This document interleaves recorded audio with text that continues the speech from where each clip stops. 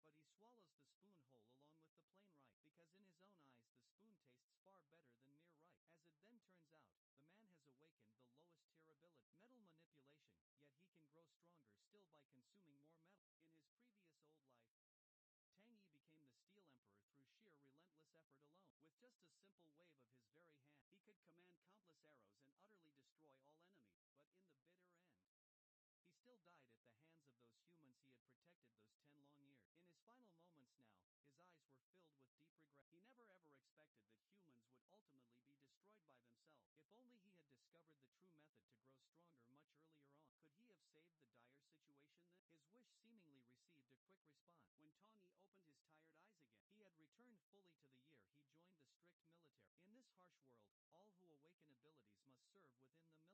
could command countless arrows and utterly destroy all enemies. But in the bitter end, he still died at the hands of those humans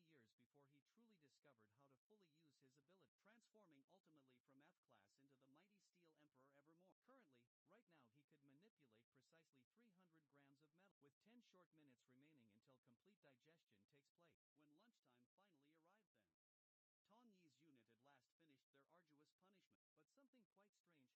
filled with deep regret. He never ever expected that humans would ultimately be destroyed by themselves. If only he had discovered the true method to grow stronger much earlier on. Could he have saved the dire situation then? His wish seemingly received a quick response. When Tang Yi opened his tired eyes again, he had returned fully to the year he joined the strict military. In this harsh world, all who awaken abilities must serve within the military forces. The unit was currently being punished severely by their stern command for carelessly losing 9 bullet casings. Indeed, those 9 casings had already been consumed entirely by Tang Yi, whose metal manipulation ability was unfortunately rated as the lowest F class. It would be many years before he truly discovered how to fully use his ability, transforming ultimately from F class into the mighty Steel Emperor evermore. Currently, right now he could manipulate precisely 300 grams of metal, with 10 short minutes remaining until complete digestion takes place. When lunchtime finally arrived then, Tang Yi's unit at last finished their arduous punishment, but something quite strange happened now. All of the spoons in the cafeteria had mysteriously disappeared seemingly, while Tanji simply stared at the spoon in his hand drooling hungrily.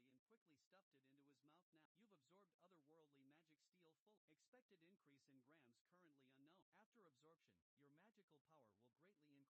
still remaining then. After complete absorption and now controlled full metal weight overall will significantly increase by 1.25 grams just now. Tang Yi looked truly resigned completely at this slow rate. How incredibly long would it then take to reach his previous power level exact? His intense gaze then drifted toward the very distant watchtower out there. Was that possibly the only real solution? 3 days later now, Tang Yi could perfectly control a dagger then, and tonight indeed was his night. On watch duty that night, Tang Yi slowly approached his comrade on guard duty. Park Jun Mao, now, do you fully trust me? Park Jun Mao then looked bewildered indeed, but he replied firmly, I trust you. I've detected metal movement nearby. I'll go investigate now, while you stay here on guard duty. Remember this now, don't report this to headquarters above. Meanwhile then, near the unit's encampment there, a portal appeared suddenly, with goblins tumbling right out. Suddenly then, a dagger flew swiftly through the dark air, piercing straight and true through a goblin's foul body. The attacker indeed was Tang Yi, who had come to fully investigate. I never truly thought I'd be so very happy to see you all. These 3 long days and nights of waiting weren't quite in vain now. The goblin stood straight up and spat a mouthful of thick yellow fluid out. Then it charged fiercely toward Tang Yi in just a few quick strides. It seems indeed I'm still quite weak at level 1, but I don't ever like doing things twice. No. Tang Yi just then, as the goblin approached close, Tang Yi swiftly controlled the dagger to pierce the goblin's throat cleanly. A bright red stone then dropped from the goblin's very body. Tang Yi immediately and quickly stuffed it into his mouth. Now, you've absorbed otherworldly magic steel full. Expected increase in grams currently unknown. After absorption, your magical power will greatly increase surely. The remaining goblins were startled greatly by this bizarre action, staring wide-eyed, but only Tang Yi grinned like a predator himself. Consuming that thing would make his dawning path much easier now. The very next second, he charged right into the goblin horde fearlessly. The dagger under his control precisely severed the goblin's tendons. Now, Tang Yi certainly didn't finish them off so soon, wanting instead to use their awful screams to lure the goblin chieftain here. Just then, a sneaky goblin seized the opportunity to launch a fierce sneak attack. Now, Tang Yi spotted it quickly and controlled a great sword on the ground there, quickly knocking the crude weapon from the goblin's hand quite effectively.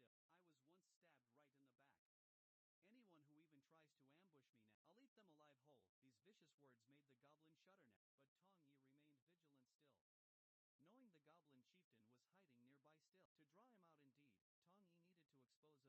nearby still. To draw him out indeed, Tang Yi needed to expose a vulnerability, so he carelessly reached now for the magic steel that. In that instant, the goblin chieftain activated his dark ability. Now, the ground beneath Tang Yi's very feet cracked then. Several 10-meter long spikes erupted from below him, catching several nearby goblins in the whole process. The goblin chieftain thought the human would be torn into pieces, but the next second, a great sword shot out from the dust cloud. Now, the goblin chieftain raised his staff to block it precisely so. Tang Yi feigned disappointment as the goblin chieftain gloated right now. The dagger was already silently approaching it, but just as it penetrated the skin by merely a millimeter now, the goblin chieftain caught it by a mere hair's breadth there.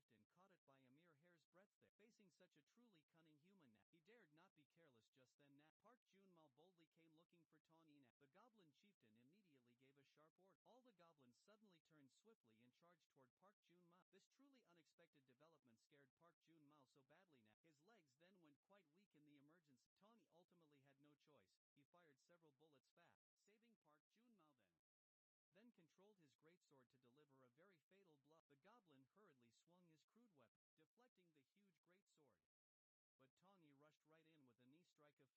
Park Jun-mao then controlled his greatsword to deliver a very fatal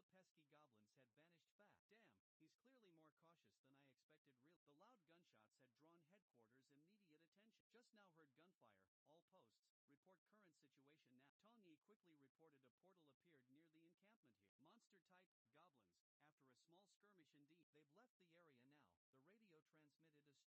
But Tawny rushed right in with a knee strike of fury, then fed bullets directly into the goblin's foul mouth. When Tawny quickly turned around now,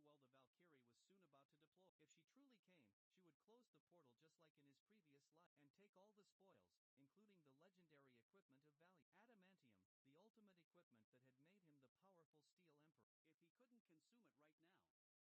he's clearly more cautious than I expected. The loud gunshots had drawn headquarters' immediate attention. Just now heard gunfire. All posts,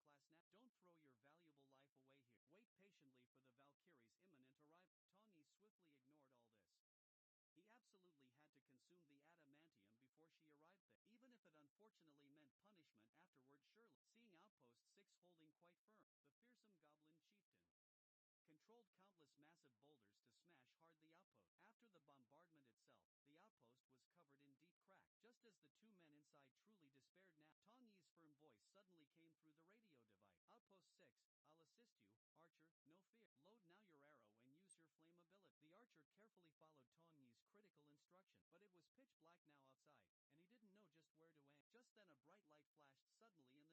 to deploy. If she truly came, she would close the portal just like in his previous life, and take all the spoils, including the legendary equipment of value. Adamantium, the ultimate equipment that had made him the powerful Steel Emperor. If he couldn't consume it right now, he'd unfortunately have to wait a long 4 years. Just then, Outpost 6 urgently called for immediate help. Large numbers of goblins surrounding the outpost there, requesting backup now, requesting backup indeed. Tawny knew well this was his crucial chance. This is Outpost 5 here, we'll support Outpost 6F class now. Don't throw your valuable life away here. Wait patiently for the Valkyrie's imminent arrival. Tawny swiftly ignored all this. He absolutely had to consume the adamantium before she arrived there, even if it unfortunately meant punishment afterward. Surely, seeing Outpost 6 holding quite firm, the fearsome goblin chieftain controlled countless massive boulders to smash hard the outpost. After the bombardment itself, the outpost was covered in deep cracks. Just as the two men inside truly despaired now, Tawny's firm voice suddenly came through the radio device. Outpost 6, I'll assist you, Archer, no fear. Load now your arrow and use your flame ability. The Archer carefully followed Tawny's critical instruction, but it was pitch black now outside, and he didn't know just where to aim. Just then a bright light flashed suddenly in the distance. Archer, aim precisely at the light's exact position. I'll control the trigger. Tawny indeed had run behind a goblin. The archer's arrowhead followed closely the moving light's path. Tawny then controlled the bow's old metal trigger. A bright flaming arrow then shot forth quickly, instantly taking down swiftly a single goblin foe. Tawny carefully did this to conserve precious magic.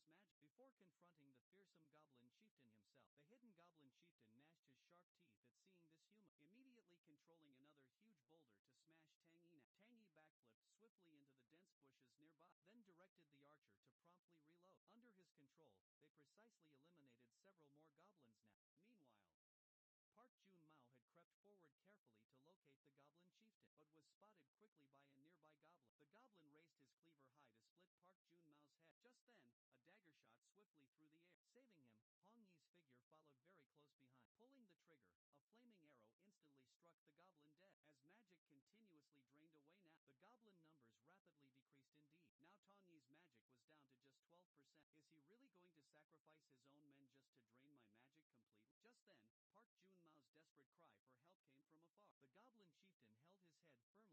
just 12%. Is he really going to sacrifice his own men just to drain my magic completely? Just then, Park Jun-mao's desperate cry for help came from afar. The goblin chieftain held his head firmly in one hand, with his staff pressed hard against Park's throat there, clearly threatening Tong Yi now to surrender himself. Tong Yi reluctantly dropped all of his weapons, while two goblins right behind him seized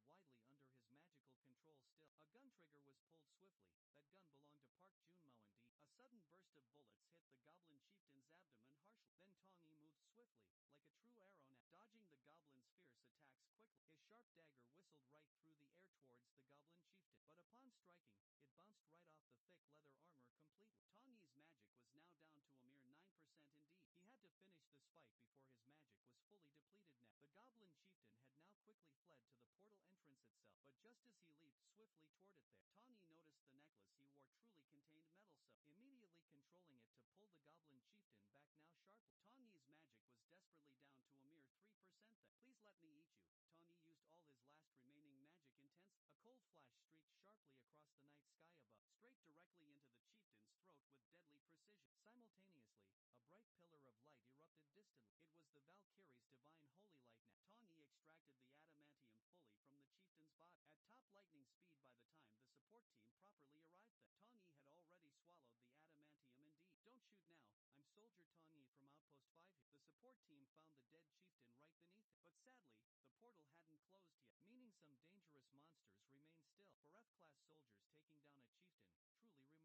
No, these terrible assistant though. Clearly now, Tang Yi eliminated them single-handedly then. Tang Yi lay still on a stretcher there, unable really to hide the smile upon his face. You've absorbed a legendary item, truly, and awakened a rare ability now. You now can control all metal completely. You certainly can sense within range clearly. Ha! Your Steel Emperor has indeed returned now. 3 days later, Tong Yi's feet had spread throughout the whole unit then. I heard that day everyone surely was waiting to die then. When suddenly then, an F-class soldier wielding a great sword actually killed all the enemy. F-class really and truly? Meanwhile now, Tang Yi was summoned by the battalion commander prompt.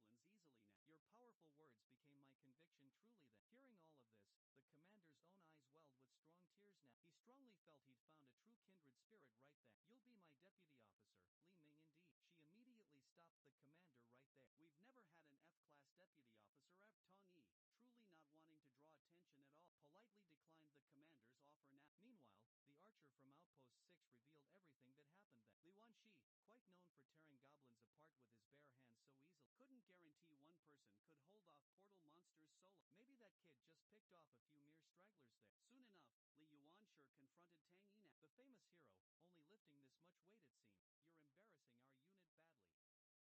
instantly right there. Tong Yi responded righteously so that, I surely remember you once said that even low-grade awakeners there, if they truly fight according to the very textbook always, even one E-class could easily defeat a giant now. Following your very teachings even as just an F-class alone, I should be quite able to defeat goblins easily now. Your powerful words became my conviction truly then.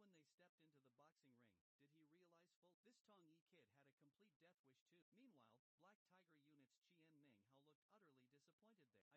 eyes welled with strong tears now. He strongly felt he'd found a true kindred spirit right then. You'll be my deputy officer, Li Ming. Indeed.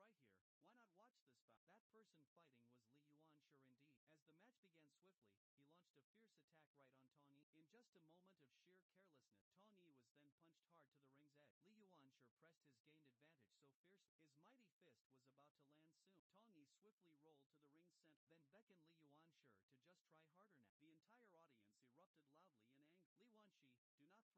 We've never had an F-class deputy officer ever. Tong Yi, truly not wanting to draw attention at all, politely declined the commander's offer now. Meanwhile, the archer from Outpost 6 revealed everything that happened then. Li Wanshi, quite known for tearing goblins apart with his bare hands so easily, couldn't guarantee one person could hold off portal monsters solo. Maybe that kid just picked off a few mere stragglers there. Soon enough, Li Yuanshi confronted Tang Yi now, the famous hero, only lifting this much weight it seemed. You're embarrassing our unit badly. Tang Yi knew his intentions weren't exactly good either. If he kept avoiding him, he'd surely be bullied again possibly, just like in his previous life itself. I'm in a bad mood, so wanna fight me right now? Lu Wangshi thought he'd misheard clearly. Only when they stepped into the boxing ring, did he realize this Tong Yi kid had a complete death wish too. Meanwhile, Black Tiger Unit's Qian Ming Hao looked utterly disappointed there. I truly can't believe that promising soldier there, who even could become an inspector, is now on leave. A nearby soldier then consoled him calmly. Though that particular one's on leave now, there's certainly another who won't disappoint you here. Since you're right here, why not watch this bout? That person fighting was Li Yuanshi indeed. As the match began swiftly, he launched a fierce attack right on Tong Yi. In just a moment of sheer carelessness, Tong Yi was then punched hard to the ring's edge. Li Yuanshi pressed his gained advantage so fiercely, his mighty fist was about to land soon. Tong Yi swiftly rolled to the ring's center, then beckoned Li Yuanshi to just try harder now. The entire audience erupted loudly in anger. Li Yuanshi, do not throw this match away. We all bet firmly on you to surely win. Li Yuanshi just couldn't explain clearly that since the match began, his body had felt unusually heavy to move. Tong Yi indeed had been using his power to control the metal right in his shoe. Every step Li Yuanshi took then felt like walking through a thick swamp, yet he simply couldn't figure out just why now. Finally, he abruptly paused the heated match. Something feels truly wrong with my legs now. Don't tell me they've gone soft at all from fear. This harsh remark ignited Li Yuanshi's immediate fury then. Forgetting completely this was a boxing match, he fiercely activated his special ability now, instantly transforming from chubby to quite muscular too. His mighty D-class ability, body enhancement, C. But Tong Yi's cold eyes showed no trace of any fear. One like an enraged bull truly, one like a stalking leopard instead. Chen Ming Hao took in every crucial detail with interest. The soldier thought he clearly meant Li Yuanshi and quickly agreed that, see, I told you he wouldn't disappoint at all. Li Yuanshi's quick figure blurred fast. A powerful, swift punch sent Tong Yi flying back. The entire crowd thought assured victory was now here, but Li Yuanshi strangely felt something indeed. That strong punch seemed to hit very solid steel now. Indeed, after absorbing adamantium fully, Tang Yi gained a brand new ability now, steel transformation. Surely, using magic, he transforms parts of his own body into solid steel. He had provoked Li Yuanshi into attacking fiercely. When the next fierce punch came, Tang Yi ducked low and stole his right leg quickly, kicking hard now at Li Yuanshi's knee joint.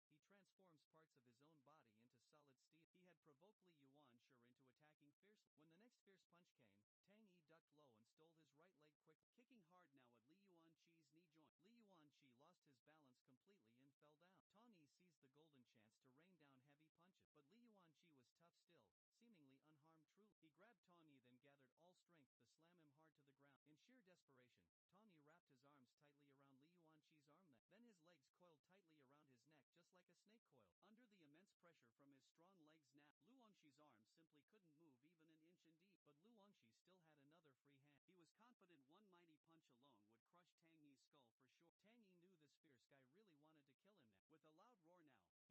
open Luanshi's fist violently, then using his strong legs for leverage performed a kip-up, just barely dodging the lethal blow.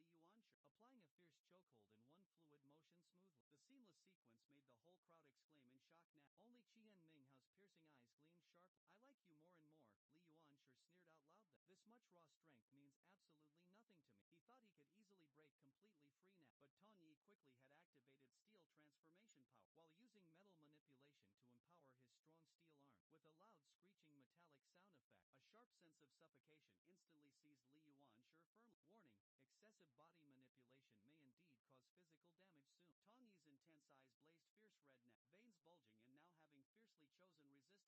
nothing to me.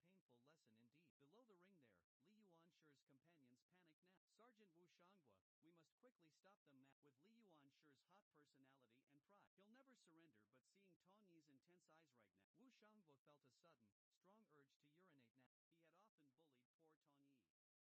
now, but Tong Yi quickly had activated steel transformation power, while using metal manipulation to empower his strong steel arm. With a loud screeching metallic sound effect, a sharp sense of suffocation instantly seized Li Yuanshi firmly. Warning, excessive body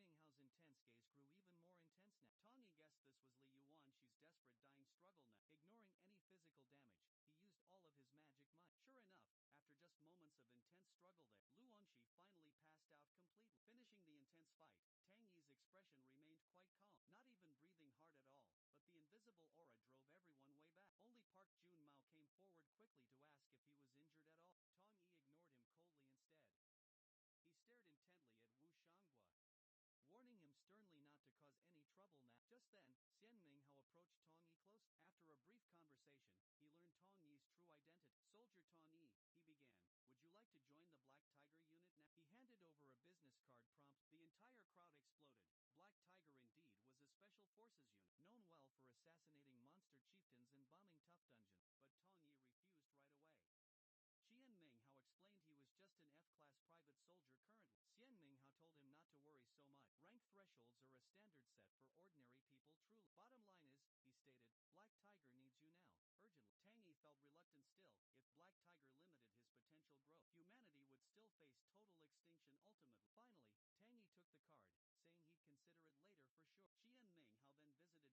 now. From the dark shadows, Diamond keenly watched Tang Yi and then made a quick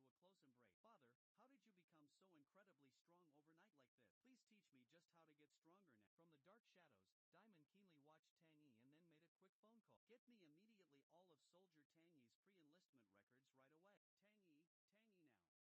I should apologize quite first perhaps, because it's all your fault that I want you even more truly now. The very next day, Diamond had learned nearly all of Tang Yi's personal information, even uncovering some truly illegal records now. Tang Yi was quite embarrassed, but Diamond didn't really pursue it. After all now, you're someone I've personally chosen in fact. Tang Yi seized this big opportunity. In saying he truly wanted to select a brand new weapon surely. Given Tang Yi's brave service in the Goblin incident Diamond gladly and warmly accepted his earnest request. Led directly by the Valkyrie, Tang Yi entered the unit's armory now. He didn't focus on the eye-catching weapons at all, but pretended to truly think for a long while here. Finally choosing a very rusty bronze sword indeed. Cloud Sword can actively absorb moisture and release some mist. Its true name really is Sword Hidden in Clouds of course. Previously used by the weather god, Cloud Master so true. And the sword hidden in clouds is sheer lightning it's said. The ultimate yang force falling directly from the clouds above. In his previous life, Ian Lord had developed Cloud Sword's potential, eventually becoming the universally admired Sword Saint legend. If he could just bathe his steel in pure lightning too, that would be incredibly cool indeed for him. The Valkyrie advised, though I dislike you for your record now. Choosing this mere junk is just too wasteful for you. Tang Yi made a few practice swings and simply said it felt good now. I'll take this one, there's no real time to choose anyway now. Before he had fully finished speaking those words, an urgent alarm sounded throughout the whole unit then. A portal had suddenly appeared in the city center now, with hordes now of monkey men pouring right out. Everyone hurried hurriedly changed into full gear quickly, but Tong Yi seemed quite unsurprised though, almost as if he'd expected this fight. This notable calmness made the Valkyrie respect him more so. Very soon the city's guilds cordoned off that whole area. The military units followed swiftly, looking at Blue Lotus Guild's quite expensive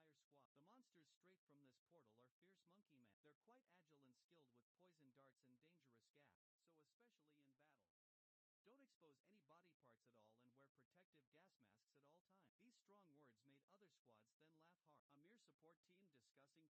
to join Blue Lotus after discharge soon. Meanwhile Tong Yi was holding a vital meeting with his entire squad. The monsters straight from this portal are fierce monkey men. They're quite agile and skilled with poison darts and dangerous gas, so especially in battle, don't expose any body parts at all and wear protective gas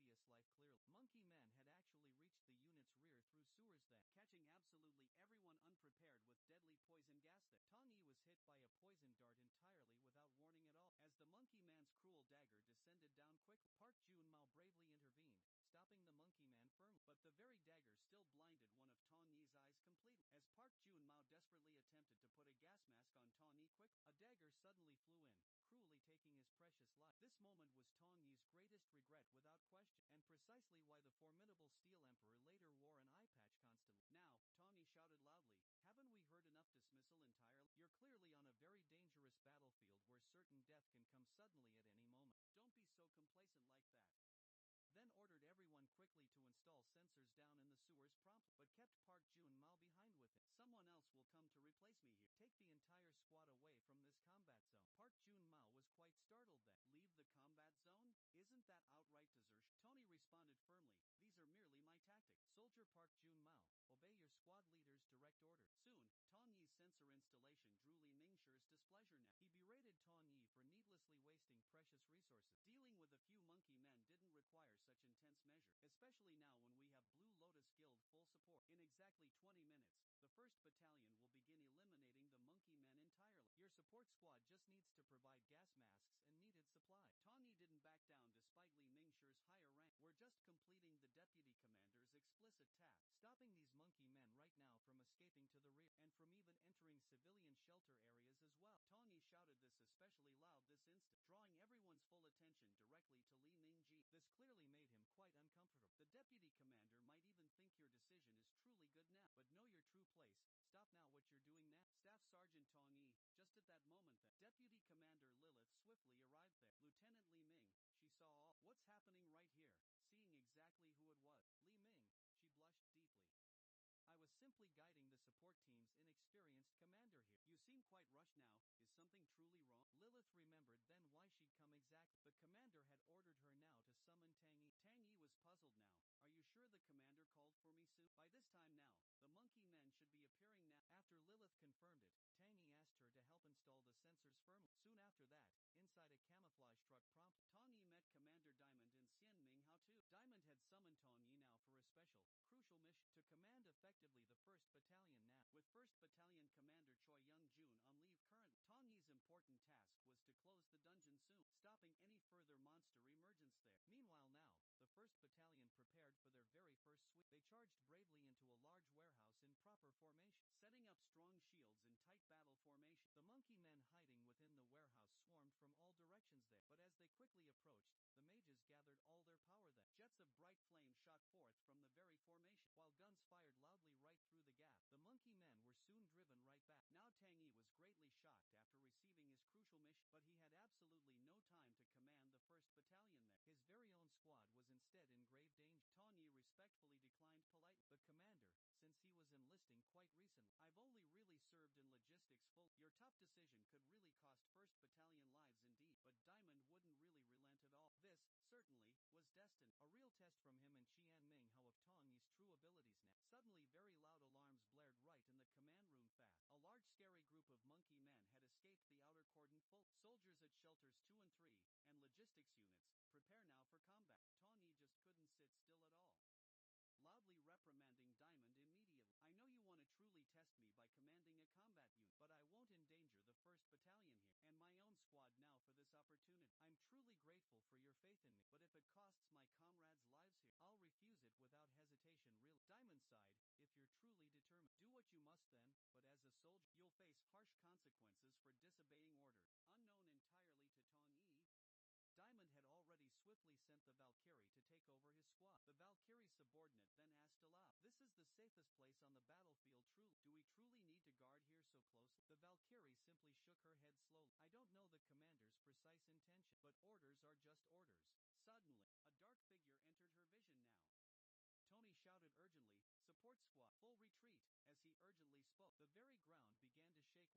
do what you must then, but as a soldier, you'll face harsh consequences for disobeying orders. Unknown entirely to Tong Yi, Diamond had already swiftly sent the Valkyrie to take over his squad. The Valkyrie's subordinate then asked aloud, This is the safest place on the battlefield, truly. do we truly need to guard here so closely? The Valkyrie simply shook her head slowly. I don't know the commander's precise intention, but orders are just orders. Suddenly, a dark figure entered her vision now. Tony shouted urgently, support squad, full retreat. As he urgently spoke, the very ground began to shake wildly.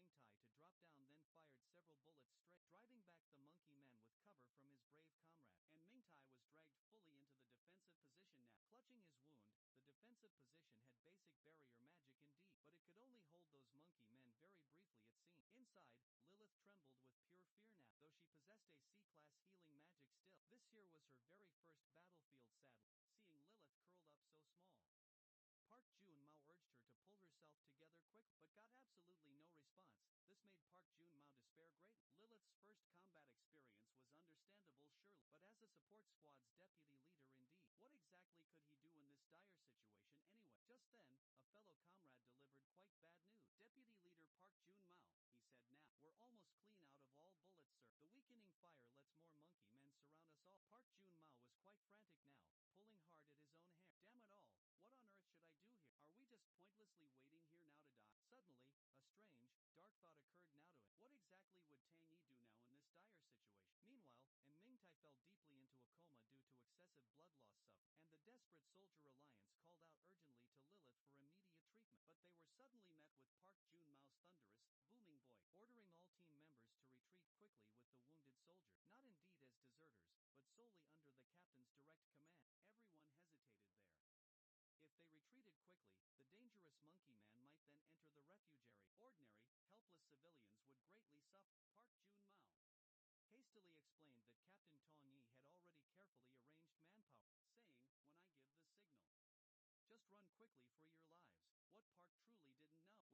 actually, as he planned to bravely face the entire monkey man army all alone. At that tense moment, Park activated his weak lightning ability, with thin electric currents faintly emanating from his metal hammer now, an ability that certainly sounded very powerful indeed, but barely generated even enough electricity to just charge a phone right now. The fierce monkey men all turned their heads swiftly. They were surely attracted by the light in the poisonous mist. Seeing this now, Park raised his hammer and charged straight ahead, drawing away almost all of the monkey man horde, and thus giving the support team a real chance to breathe deeply. Seeing the opportunity, Park quickly signaled his teammates to retreat back. Watching that gradually disappearing figure fade, everyone's very hearts were deeply moved indeed. The monkey man soon caught up swiftly with Park there, but he surely had no regrets if it were Tong Yi instead. Even with only minimal abilities available, he would have made me the bait without hesitation now. Just as the monkey men were about to pounce hard on Park, a bright beam of light suddenly cut through the dark night sky. The nearest monkey man fell in violent sprays of blood then. Park finally collapsed, exhausted, onto the cold ground.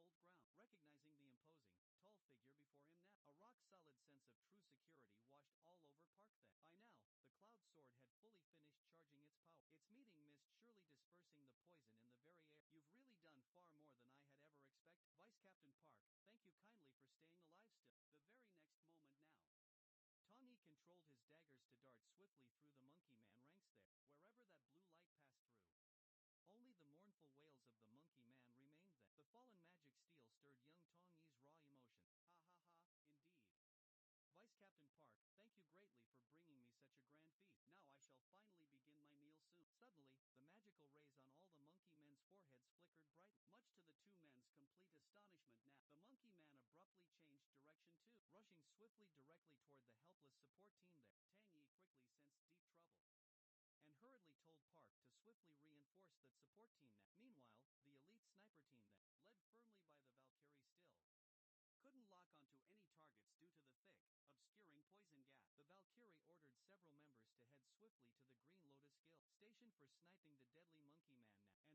trouble and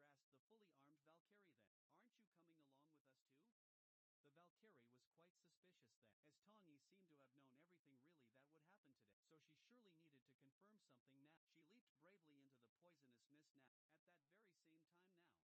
to swiftly reinforce that support team now. Meanwhile, the elite sniper team that, led firmly by the Valkyrie still couldn't lock onto any targets due to the thick, obscuring poison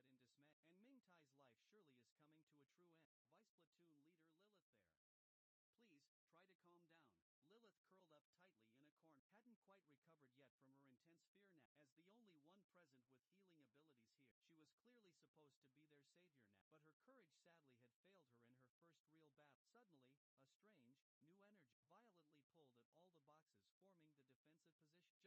asked the fully armed Valkyrie then, "Aren't you coming along with us too?" The Valkyrie was quite suspicious then, as Tang Yi seemed to have known everything really that would happen today, so she surely needed to confirm something now. She leaped bravely into the poisonous mist now. At that very same time now, support team members were desperately trying to save Ming Tai. Looking now at his continuously flowing blood, a soldier dejectedly said in dismay, "And Ming Tai's life surely is coming to a true end." Vice Platoon Leader Lilith there. "Please, try to calm down." Lilith curled up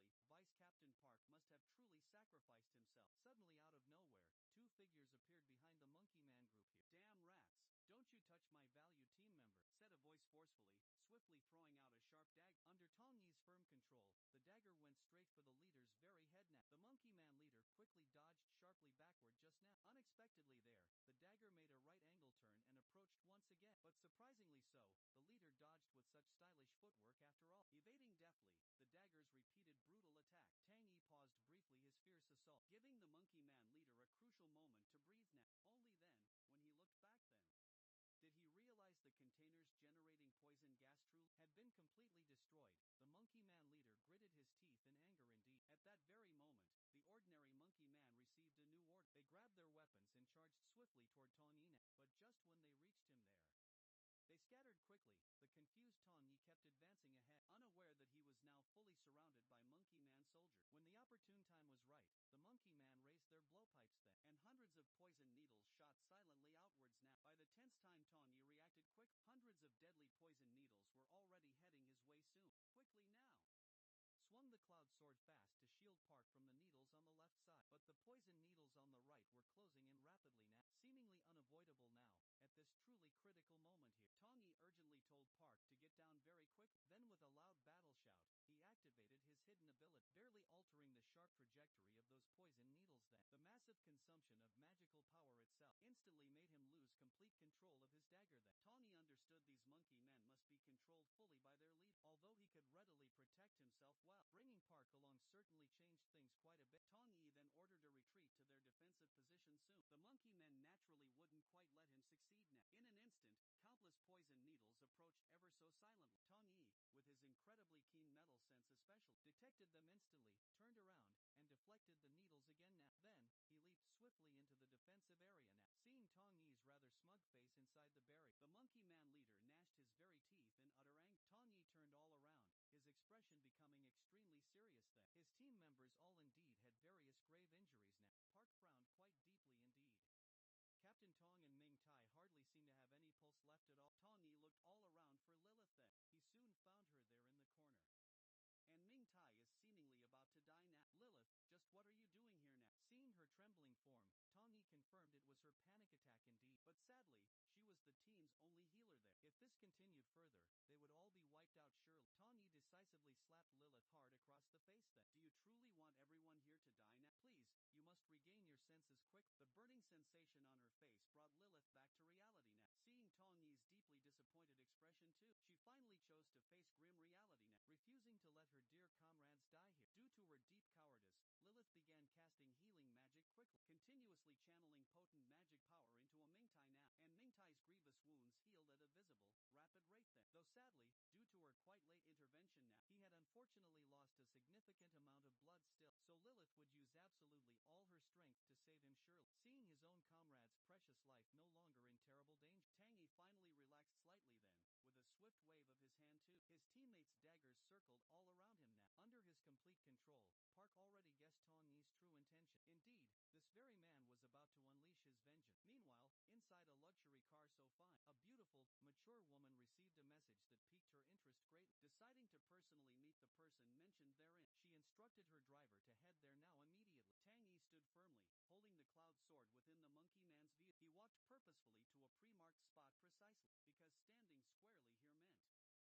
his complete control, Park already guessed Tang Yi's true intention. Indeed, this very man was about to unleash his vengeance.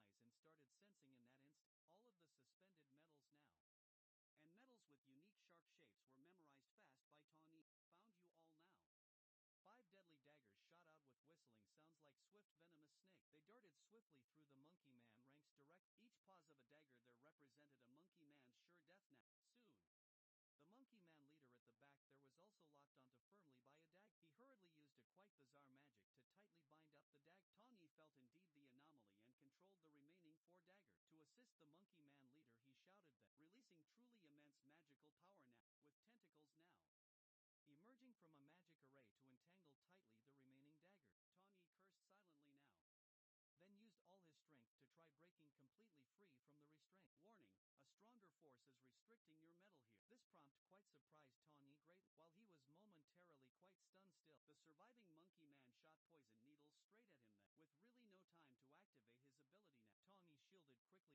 behind some cover to carefully observe, but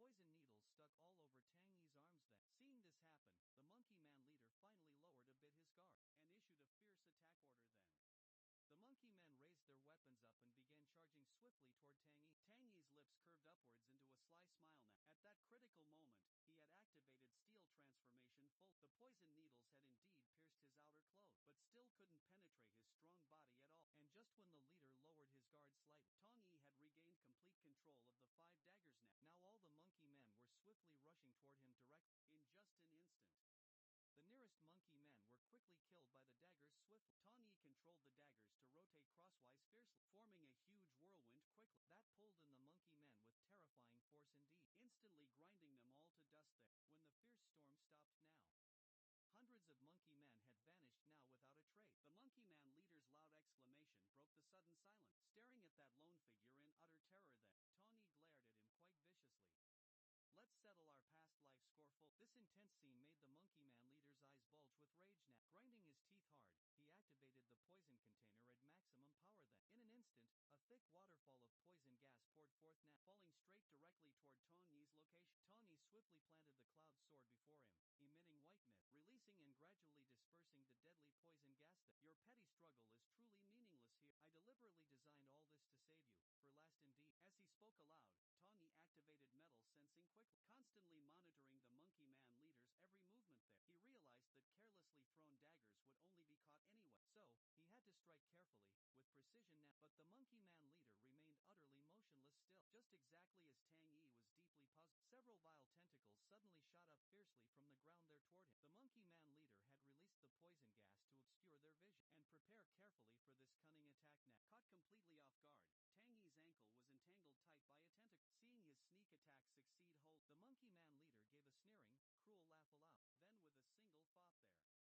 Caught completely off guard, Tang Yi's ankle was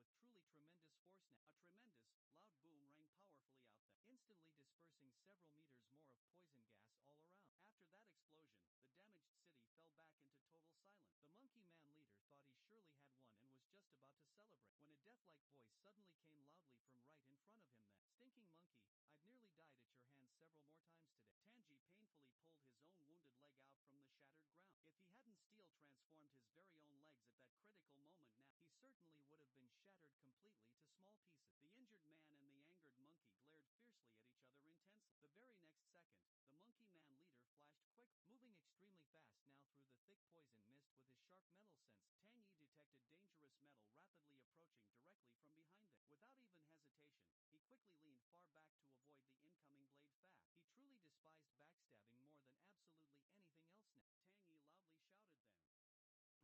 swiftly down his own strong sword on the Monkey Man leader's brutal head. With thunderous and immense force, the leader hastily raised his sword now to block hard. But the terrifying force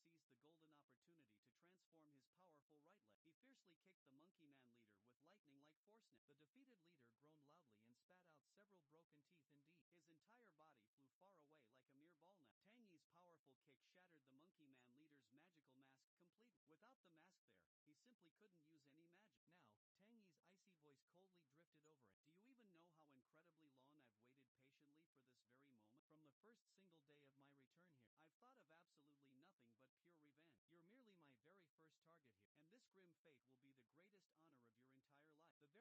flew far away like a mere ball now. Tang Yi's powerful kick shattered the Monkey Man leader's magical mask completely. Without the mask there, he simply couldn't use any magic. Now, Tang Yi's icy voice coldly drifted over it. Do you even know how incredibly long I've waited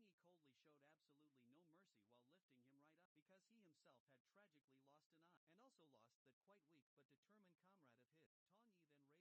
moment? From the first single day of my return here, I've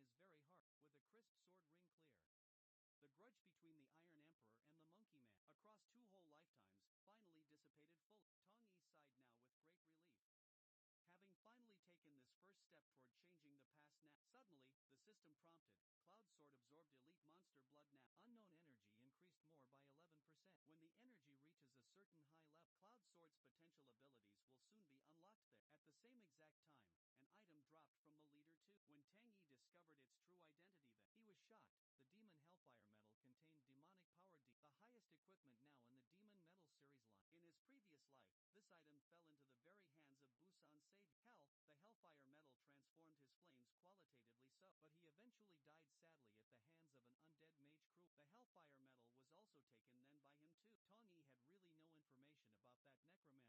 specific means. Looking intently at this divine artifact now, Tang Yi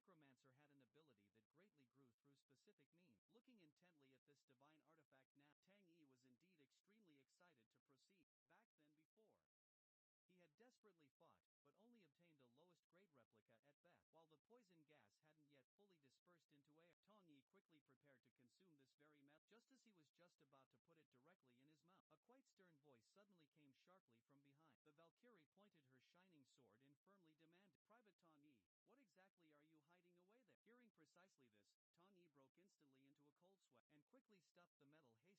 aloud, although I only briefly observed indeed from quite a distance away. Your fierce battle deeply impressed me still. Recognizing the newcomer, Tang Yi's expression tensed up. The Valkyrie frowned slightly. This is a restricted military operation area. Unauthorized personnel are strictly prohibited here. Please leave immediately now. The mature woman wholly ignored the Valkyrie's stern warning, and walked straight ahead toward Tang Yi. Nice to meet you, I'm Catherine Ure here, captain of the Green Lotus Guild's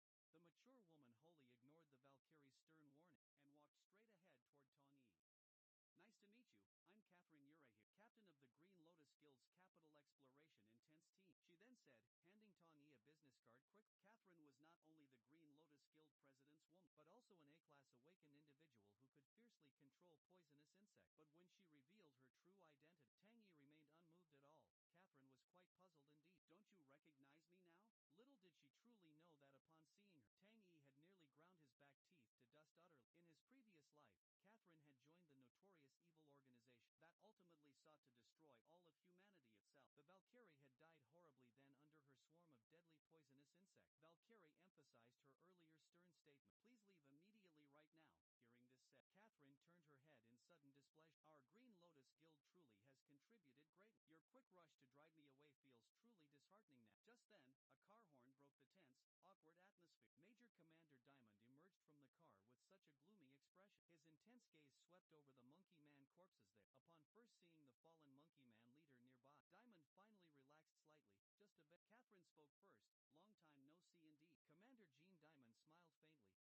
Thank you for the Green Lotus Guild's critical support, but this area is a military operations zone alone, without prior formal reporting. Unauthorized entry requires immediate departure now, even for the Prime Minister himself. With things stated so clearly now, Catherine couldn't really say much more then. Before quickly leaving, she left a kiss mark on her business card. Then, in full public view, she slipped it into Tang Yi's pocket smoothly. Tang Yi, remember to call me soon. She said it with a slight satisfaction. Before departing, Diamond paid no attention at all to this. Given your clear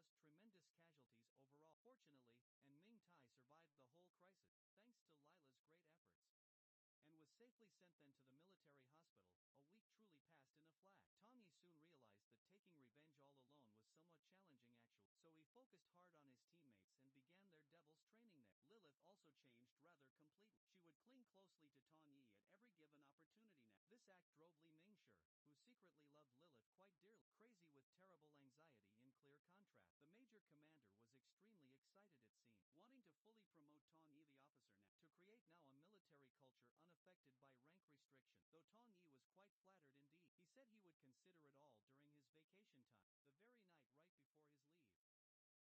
Tai survived the whole crisis, thanks to Lila's great efforts, and was safely sent then to the military hospital. A week truly passed in a flash. Tang Yi soon realized that taking revenge all alone was somewhat challenging actually, so he focused hard on his teammates and began their devil's training there. Lilith also changed rather completely. She would cling closely to Tang Yi at every given opportunity now. This act drove Li Mingshi, who secretly loved Lilith quite dearly, crazy with terrible anxiety. In clear contrast, the Major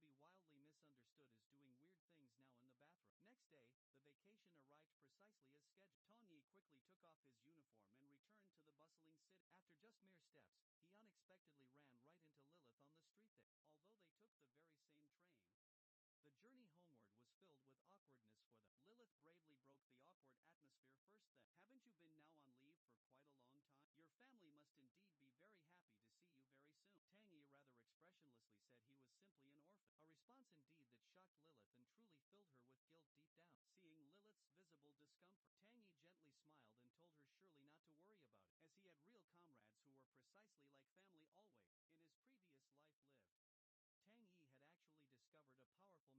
Tang Yi had actually discovered a powerful method to become even stronger, making him definitely the backbone of the entire unit now. Whenever he recalled clearly that specific scene, it simply filled him with so much happiness overall. Very soon, Tang Yi reached his destination point. During this 3-night, 4-day vacation time, he needed to prepare quite thoroughly for the future ahead. The very first step was to acquire substantial funds quick.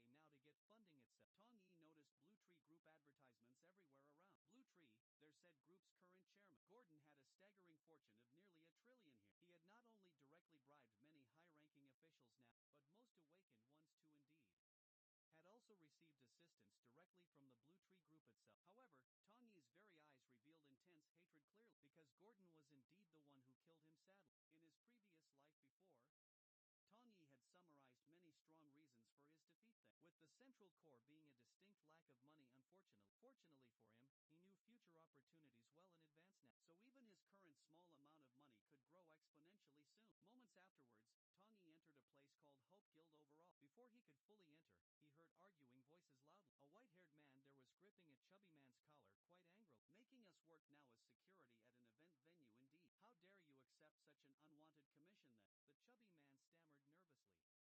afterwards, Tang Yi entered a place called Hope Guild Overall. Before he could fully enter, he heard arguing voices loudly. A white-haired man there was gripping a chubby man's collar quite angrily. "Making us work now as security at an event venue indeed. How dare you accept such an unwanted commission then?" The chubby man stammered nervously. "Our guild hasn't received any commissions for several months. I finally got this good one with great difficulty. Yeah, if we refuse now, we'll go bankrupt soon." Just then, someone boldly pushed open the Hope Guild's very door. Recognizing the newcomer quickly, the white-haired man greeted him warmly now, but Tang Yi simply ignored him and walked straight past him. This action made the white-haired man clearly displeased. "Haven't seen you for years, and you become so disrespectful currently. Have you forgotten the harsh lesson from high school already?" In early high school then, Tang Yi and the white-haired man named Li Wanjia also were the only awakened ones there in their class indeed, and they quickly became quite familiar with each other. But when Tang Yi clearly demonstrated his special ability, he was thoroughly mocked by everyone present. Li Wanjia even punched Tang Yi right to the ground strongly. "With just these poor skills, you dare call yourself an awakened one truly? What a complete joke, a useless piece of trash really showing off now." Want me to beat you up again, just like before perhaps? The chubby man hurried forward quickly to mediate this, but he was also then cursed harshly by Li Wanjie just then. If you don't want to die right with this guy now, get out now. Tong Yi's expression really hardened greatly. Want to kill me instead? You can certainly try now. These harsh words instantly ignited Li Yuanjie's mounting fury. His fist wrapped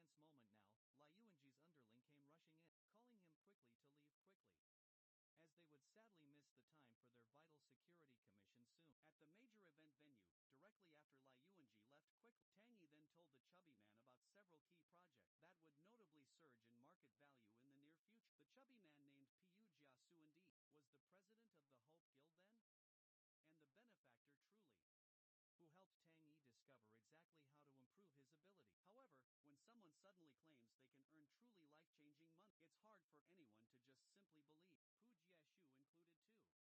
One step forward truly, and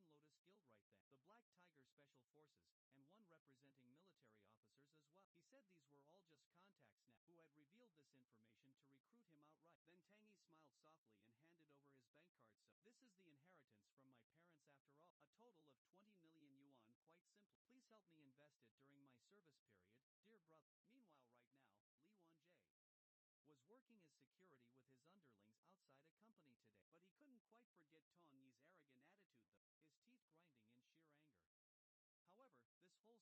several key projects that would notably surge in market value in the near future. The chubby man named Pu Jiasu indeed was the president of the Hope Guild then?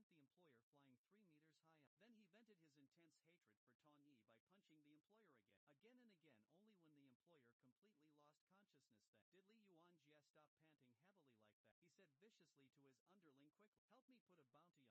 then, the Black Tiger Special Forces, and one representing military officers as well. He said these were all just contacts now, who had revealed this information to recruit him outright. Then Tang Yi smiled softly and handed over his bank card. So, this is the inheritance from my parents after all, a total of 20 million yuan quite simply. Please help me invest it during my service period, dear brother. Meanwhile right now, Li Wanjie was working as security with his underlings outside a company today. But he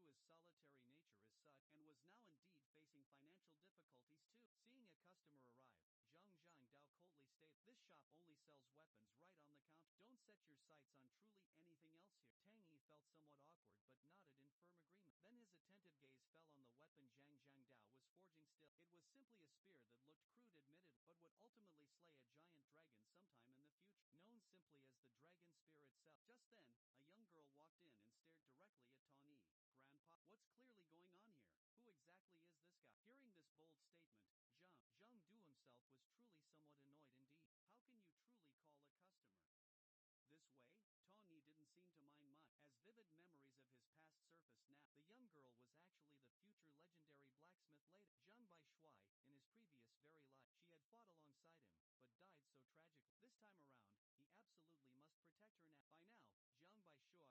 Zhang Baishui had scanned Tong Yi from head to toe swift, coat worth 100,000, and boots worth 30,000 easily. Her whole attitude immediately changed a bit. Oh, an esteemed customer has arrived, indeed. Please do tell me whatever you want to buy just now. Tong Yi was quite speechless indeed right then. This girl's money-loving nature hadn't changed much, since he had already really caught her attention now. The very next step was indeed to gain her trust surely.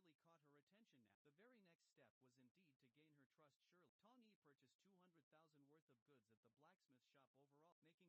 Baishui beam with much joy quick. My goodness, not just a customer too, but an honorable boss. But Zhang overall. Zhang Du himself was quite puzzled still. Honorable boss, you clearly don't look like a mage at all. Why buy poison attribute magic steel plus mithril pearls currently? Hearing this stated, Zhang Baishui hurriedly stopped her grandfather soon, fearing the big boss would change his keen mind rather. But Tong Yi simply smiled then and explained, I really need these very items, and the quality here is truly good. I'll surely visit quite frequently in the future too. After all this, Tony returned to his hotel room. He truly needed to significantly increase his poison resistance now, before his vacation finally ended there, and he was then seen grabbing a piece of poisonous magic steel, and stuffing it directly into his very mouth. System, you have ingested metal with toxicity. After absorption,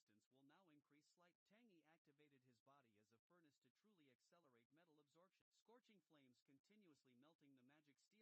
Tang Yi activated his body as a furnace to truly accelerate metal absorption. Scorching flames continuously melting the magic steel right now. Unbearable pain spread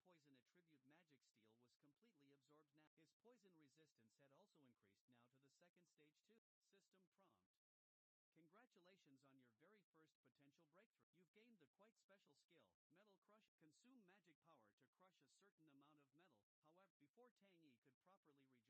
Yi's whole body now.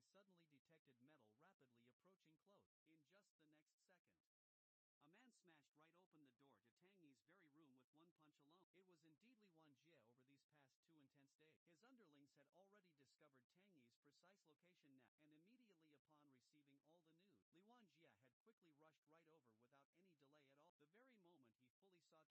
You've gained the quite special skill, Metal Crush. Consume magic power to crush a certain amount of metal. However, before Tang Yi could properly rejoice, his metal sensing suddenly detected metal rapidly approaching close. In just the next second, a man smashed right open the door to Tang Yi's very room with one punch alone. It was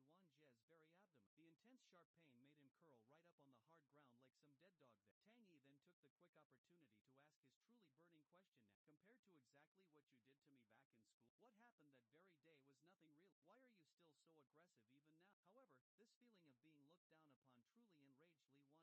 Over these past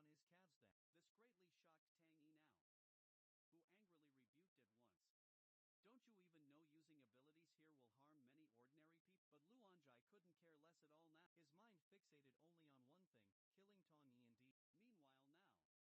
Li Wanjie had quickly rushed right over without any delay at all. The very moment he fully saw Tang Yi there, Li Yuanji pounced swiftly like the fierce wind itself, but Tang Yi easily blocked his strong iron fist by simply metallizing his own arm now. Li Yuanji was quite shocked, but still didn't truly take this F-grade way serious. He followed right up with a sweeping strong kick now, which Tang Yi swiftly avoided by sharply bending down low. Although I couldn't beat you just 2 days ago, it's much different now using metal control to empower all his arm full. Tang Yi delivered a truly powerful uppercut to Li Wanjie's very abdomen. The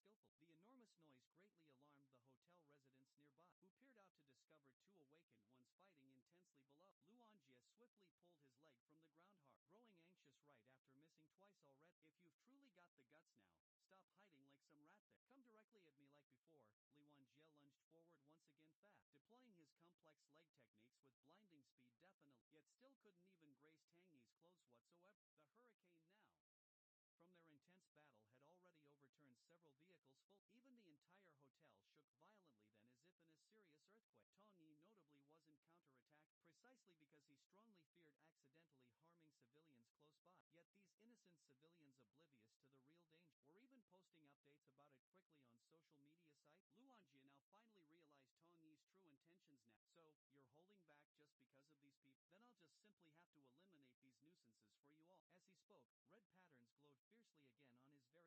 This reckless action completely enraged Tong Yi greatly. The soldier, are you truly going to destroy this entire building? These innocent people have really nothing to do with me.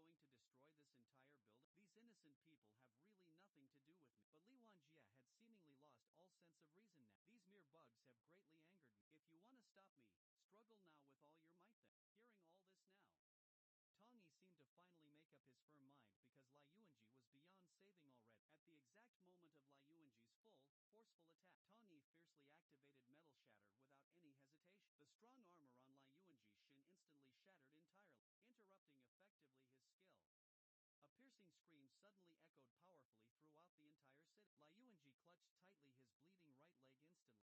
you truly have to take things this far here? The arrogant Lu Wanjie responded, puzzled now. Isn't squashing an annoying mosquito just the natural thing indeed to do? This somewhat unexpected answer shocked Tong Yi deeply, but he maintained his strict composure overall, merely warning Li Yunjie firmly not to appear before him yet again, or next time he'd surely lose more than just a leg. You see, the next very morning police had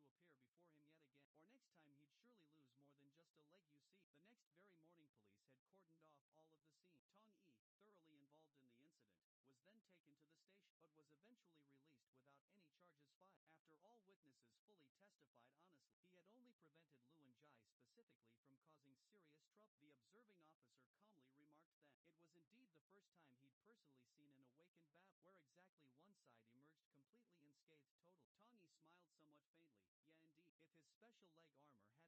one side emerged completely unscathed total. Tongyi smiled somewhat faintly. Yeah, indeed. If his special leg armor hadn't suddenly exploded rapidly,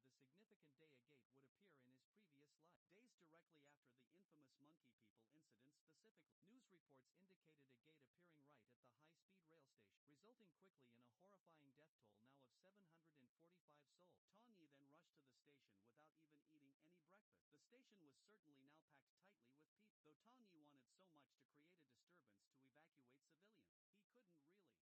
After thoroughly completing his statement, Tongyi left the station promptly, his expression now quite grave.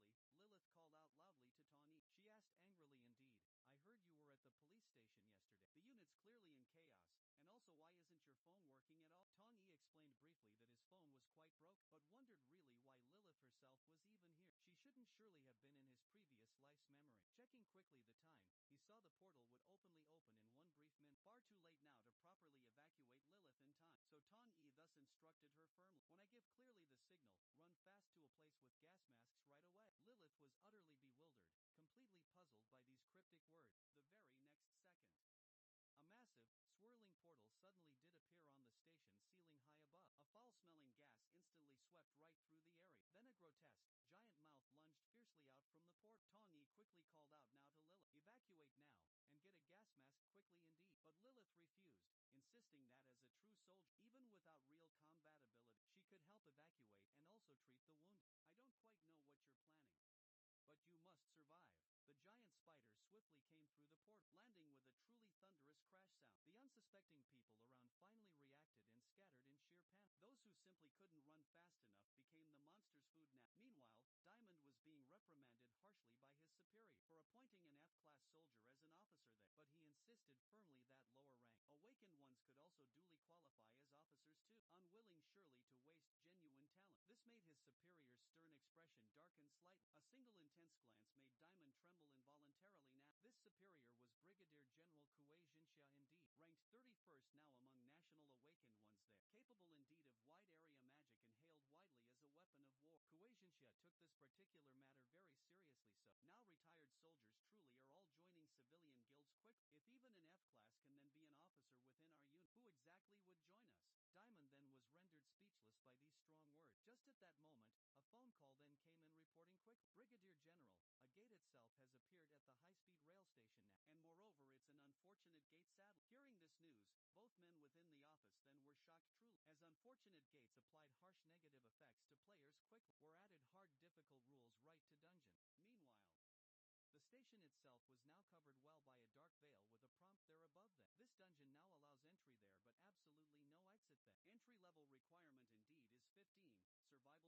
defeat the final boss monster.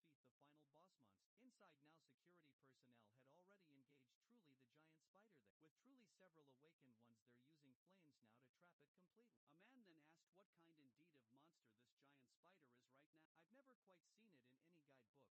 guidebook, no, but as he spoke aloud, the giant spider suddenly charged straight at him now. Its huge, gaping mouth was about to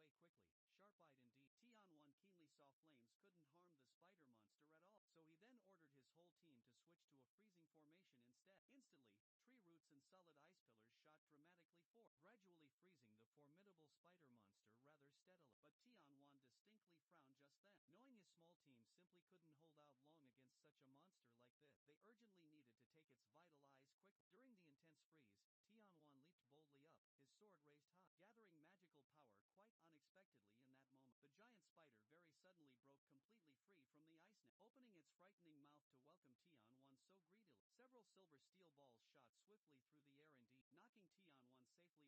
The person who intervened was Tongyi of course, who immediately recognized this horrific monster as the poison armor spider itself, with skin made of incredibly thick steel, difficult indeed to damage with ordinary attacks alone. But Tongyi was truly fearless still. Seeing this now as a chance to confirm his own strength, his eyes flashing brightly with a cold inner light, metal shatter ability activated now, and two distinct cracks appeared in the giant spider's back armor plate. But this clearly wasn't enough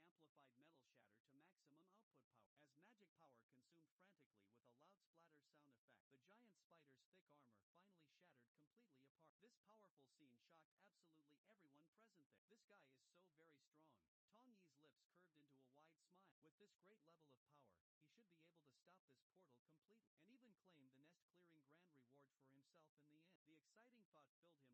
consumed frantically with a loud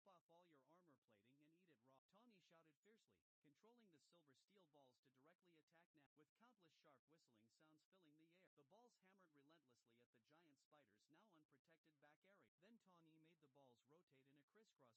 The giant spider's thick armor finally shattered completely apart.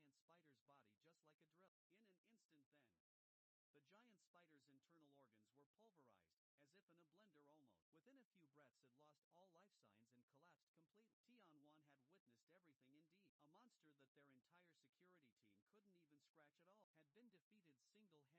This guy is so very strong. Tongyi's lips curved into a wide smile.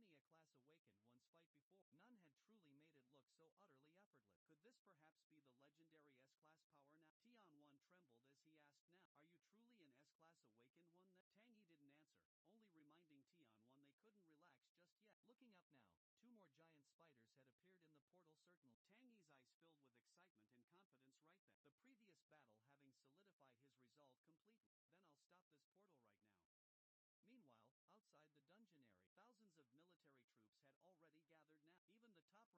steel balls to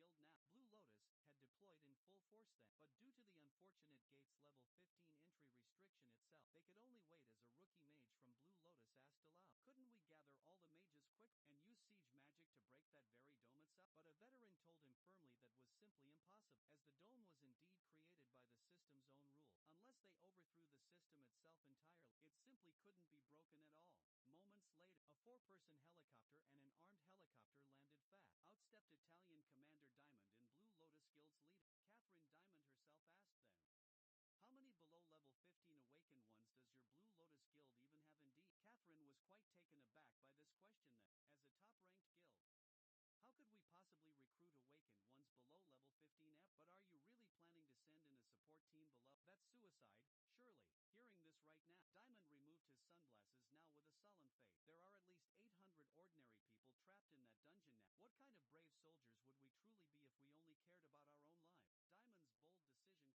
portal right now. Meanwhile, outside the dungeon area, thousands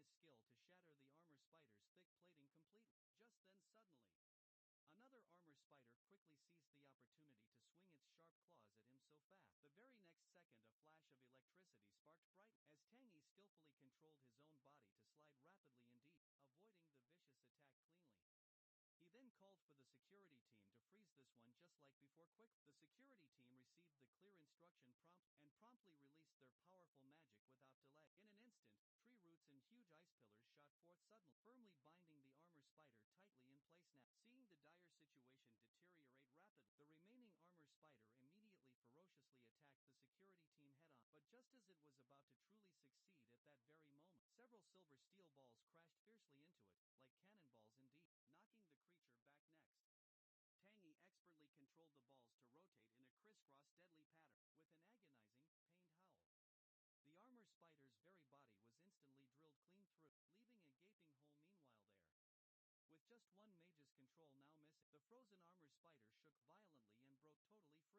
in a hurry to join your friends then? 2 very cold flashes shot intently from his piercing eye. Metal shatter fully activated now, and the armor spider's armor exploded instantly in a flash.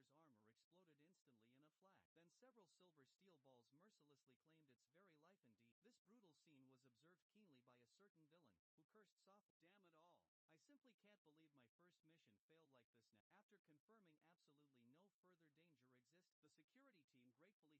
it all. I simply can't believe my first mission failed like this now. After confirming absolutely no further danger exists, the security team gratefully thanked Tangyi and politely asked for his name. Tangyi simply didn't answer at all.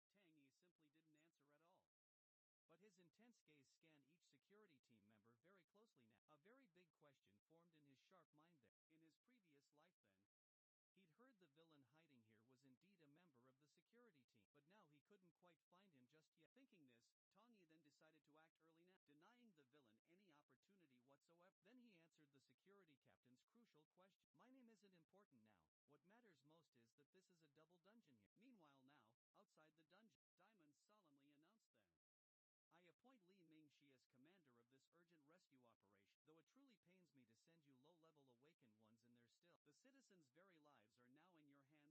rescue operation. Though it truly pains me to send you low-level awakened ones in there still, the citizens' very lives are now in your hands completely. You must now fulfill your duty to protect them all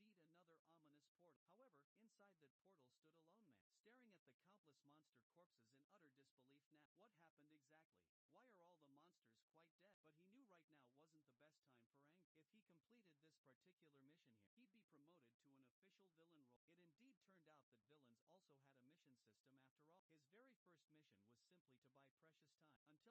suggestions promptly. At the stations be one level below, there was indeed another ominous portal. However, inside that portal stood a lone man, staring at the countless monster corpses in utter disbelief. Now, what happened exactly? Why are all the monsters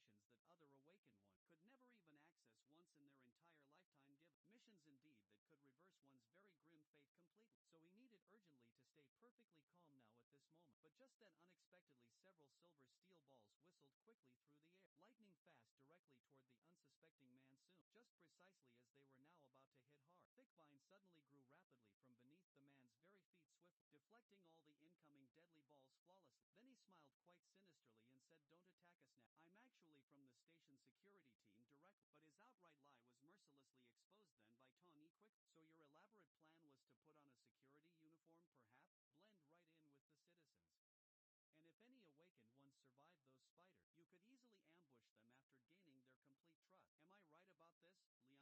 grim mission was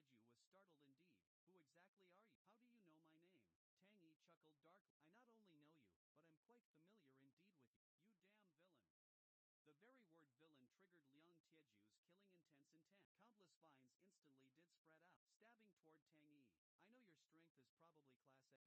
By any means necessary at hand, the third mission was to deliver an item swift, obtained directly from the evil seeker to the villain alliance promptly. These were dark missions that other awakened ones could never even access once in their entire lifetime given. Missions indeed that could reverse one's very grim fate completely. So he needed urgently to stay perfectly calm now at this moment. But just then unexpectedly several silver steel balls whistled quickly through the air, lightning fast directly toward the unsuspecting man soon. Just precisely as they were now about to hit hard, thick vines suddenly grew rapidly from beneath the man's very feet swiftly, deflecting all the incoming deadly balls flawlessly. Then he smiled quite sinisterly and said, "Don't attack us now. I'm actually from the station security team directly." But his outright lie was mercilessly exposed then by Tong Yi quick. So your elaborate plan was to put on a security uniform perhaps? Blend right in with the citizens. And if any awakened ones survived those spiders, you could easily ambush them after gaining their complete trust. Am I right about this, Liang Tieju? Liang Tieju was startled indeed. Who exactly are you? How do you know my name? Tang Yi chuckled darkly. I not only know you, but I'm quite familiar indeed with you. You damn villain. The very word villain triggered Liang Tieju's killing intense intent. Countless vines instantly did spread out, stabbing toward Tang Yi. I know your strength is probably class A, but those iron balls of yours are truly useless against me. However, the corner of Tong Yi's mouth curved wildly upward then. I know that too, which is precisely why I have abilities that counter you. Just as Liang Tiju's thick vines thrust rapidly toward Tong Yi's entire body suddenly became ethereal quite fast. The very next second, using his strange ability, he controlled himself well to slide far beyond the vine's attack range. Liang Tiju was truly shocked, quite unable to understand how Tang Yi moved so fast. Even more surprising indeed was Tang Yi's strange flight ability, as he instantly flew swiftly to Liang Tieju's front line, along with those silver steel balls as well. Then instantly came a series of fierce bangs, as the silver steel balls hammered Liang Tieju relentlessly. Under Tang Yi's swift control still, he hastily released more vines to protect himself with another swift hand. He controlled more vines to firmly block Tang Yi's very path. Unexpectedly now, Tang Yi performed an amazing mid-air double jump, easily breaking straight through the encirclement entirely. Then he swiftly controlled the silver steel balls more to attack Liang Tieju's weakly defended side in the battle. Though Liang Tieju blocked these balls with those vines, he was quite puzzled why this opponent would stupidly charge at him direct when his own attacks were quite ineffective at all. While he was distracted there, Tong Yi had already flown to Liang Tiju's face suddenly. Liang Tiju was delighted now. My ability is man-eating wood indeed. Any living thing that touches my deadly vines will be completely dissolved surely. Several small tendrils then extended from the fierce vine, tightly wrapping right around one of Tong Yi's strong arms now. But Tang Yi merely grinned widely, because now his own limbs had transformed into solid steel. The very next second, searing flames gathered intensely in Tang Yi's mouth, a truly hidden skill called bodiless furnace, which could spew out undigested metal right from within his body. Liang Tiezu widened both his eyes in utter shock. I simply can't believe this metal manipulator also even has fire ability. Then Liang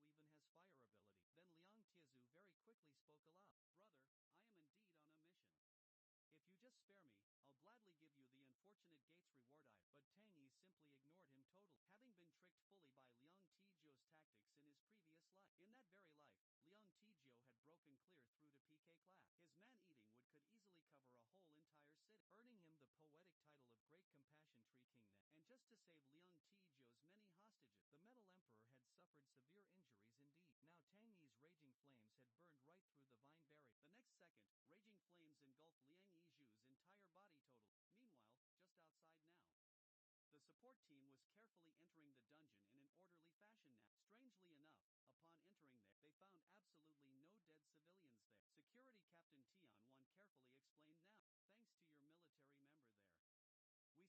carefully evacuated all citizens here, Li Ming. She then asked if that person was called Tong Yi indeed, with spiky hair and a tendency to laugh sinisterly like that. Tianwan then confirmed this, saying they had acted on his specific instruction.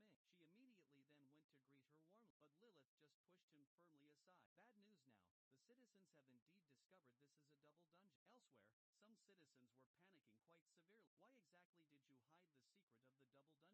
class instead. So now everyone follows my command here. Before he even finished, Tianwan was indeed the first to object. I may not fully know Tong Yi's actual rank, but I know he's fully qualified to be my commander there. And I'm C class too, so why should I listen to you anyway? As they argued loudly, a woman ran over in a panic. Recognizing her very well as Lilith, Li Ming, she immediately then went to greet her warmly, but Lilith just pushed him firmly aside. Bad news now, the citizens have indeed discovered this is a double dungeon. Elsewhere, some citizens were panicking quite severely. Why exactly did you hide the secret of the double dungeon away? You just wanted to readily use us as meat shields to buy time now. A guard explains simply, we just wanted to avoid unnecessary panic really. And exactly where did you hear such utter nonsense anyway? The citizens answered truthfully that a scarred guard had revealed it outright. That guard specifically was Liang Tiezhu instead, who now unfortunately had one side of his body burned black badly. He was extremely bitter after so much preparation now for his mission full. Why did he indeed have to encounter Tong Yi right here? This very bane of his existence. Sadly, the next second promptly, Tong Yi's silver steel balls ended his sad life. Just then miraculously, a heavenly palace appeared before him then. Two fairies promptly flew out from the majestic palace surely. They circled all around Tong Yi closely, bestowing wonderful blessings upon him greatly. System prompt specifically, your stamina is rapidly recovering right now. You have currently received a hidden quest indeed. Person with light right now, become the dawn of the whole world. For preventing the human traitor rebels' evil plot, you have surely earned the grand opportunity to become humanity's guardian sentinel. This noble quest will guide you further to become the true light of the world. Do you accept this quest now? Tong Yi's gaze was incredibly resolute then. The world will then ask again. Do you truly want to refuse becoming the savior for all? Tong Yi decisively chose to firmly refuse now, though becoming a savior would grant some additional reward. A savior's very actions would also be constrained as well. For instance, when Tong Yi often let out sinister laughs sometimes, the world will surely would remind him to maintain a proper demeanor then. Or when Tong Yi wanted to devour equipment to better upgrade the world will always would remind him that these items were not edible too. The fairies, expecting in quite easy mission completion soon, were now utterly bewildered indeed by this brave rejection. It was definitely their first rejection ever before. The yellow-haired fairy showed just a hint of resignation still. The red-haired fairy glared angrily at it. Then they disappeared right along with the grand heavenly palace now. Tang Yu waved his very hand, and an item flew out then from the big pile of bone. Congratulations now on obtaining the very item. Akashic Arsenal key number 2 indeed. This key was what Liang Tiezhu was willing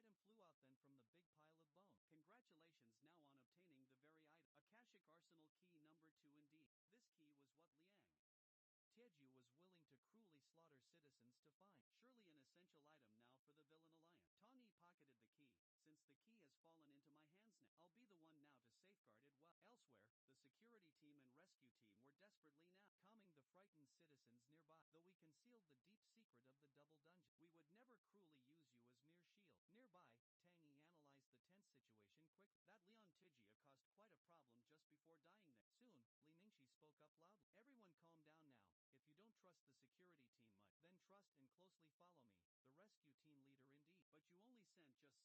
down now. If you don't trust the security team much, then trust and closely follow me, the rescue team leader indeed. But you only sent just 6 people in. How can you possibly protect so many of us all? Suddenly, a shout from the far distance drew everyone's attention quickly. What are you doing now? If the portal erupts again soon, none of you will escape. These words instantly terrified all the citizens there. But their brave leader explained it all. We're doing this now because we can't quite trust you. Tang Yi then fiercely told the gathered citizens direct, believe it or not at all, you have to believe everything. The security team has already bravely risked their lives fighting. Who else truly will fight for you right now? The worried citizens were momentarily speechless and silent. But suddenly Li Ming angrily rebuked Tong Yi loudly. How dare you threaten all these citizens here? And where exactly were you hiding? Why only appear now? I just went to stop the double dungeon. These strong words confirmed Tianwan's own thought. He truly was an S-class awakened one indeed. But Li Mingxi simply didn't believe it all. Stop a double dungeon completely alone? You can't even bother to make your lies convincingly true. Tang Yi glared fiercely hard at Li Mingxi. The portal is about to erupt fiercely again. Citizens, please do hide quickly for your safety. Security and all rescue teams, follow me closely now. Under Tong Yi's powerful leadership certainly, the citizens and security team executed the orders quite systematically. Park Jun Mao then sees a perfect opportunity to place the cloud sword in Tong Yi's hands soon. Moments later, all combat personnel gathered right at the station entrance indeed. Tong Yi told them clearly. The monsters from the first eruption weren't even listed in the guidebook at all, though he and the security team barely stopped the first wave too. As monsters emerged from an unfortunate gate now, they seemed to be missing something vital. second wave might feature monsters with nasty spider venom attributes indeed. Considering this serious possibility, we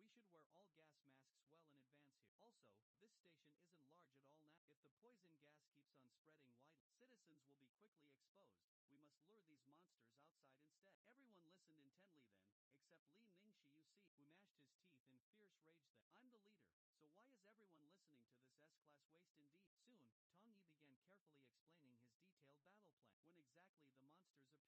If the poison gas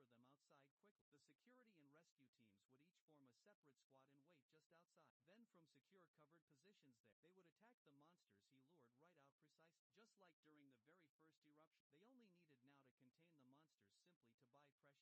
I'm the leader, so why is everyone listening to this S-class waste indeed? Soon, Tong Yi began carefully explaining his detailed battle plan.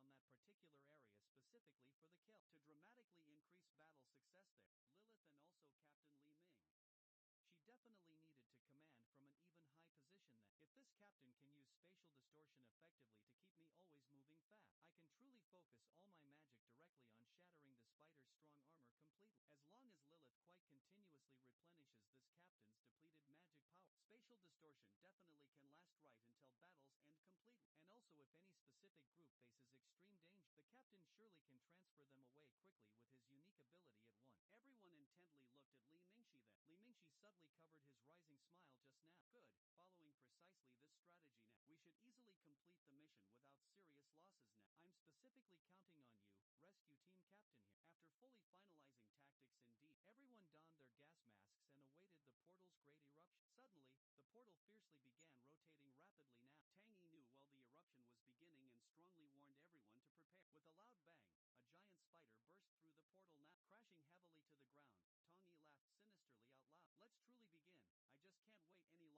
battle success there, Lilith and also Captain Li Ming. She definitely needed to command from an even high position then. If this captain can use spatial distortion effectively to keep me always moving fast, I can truly focus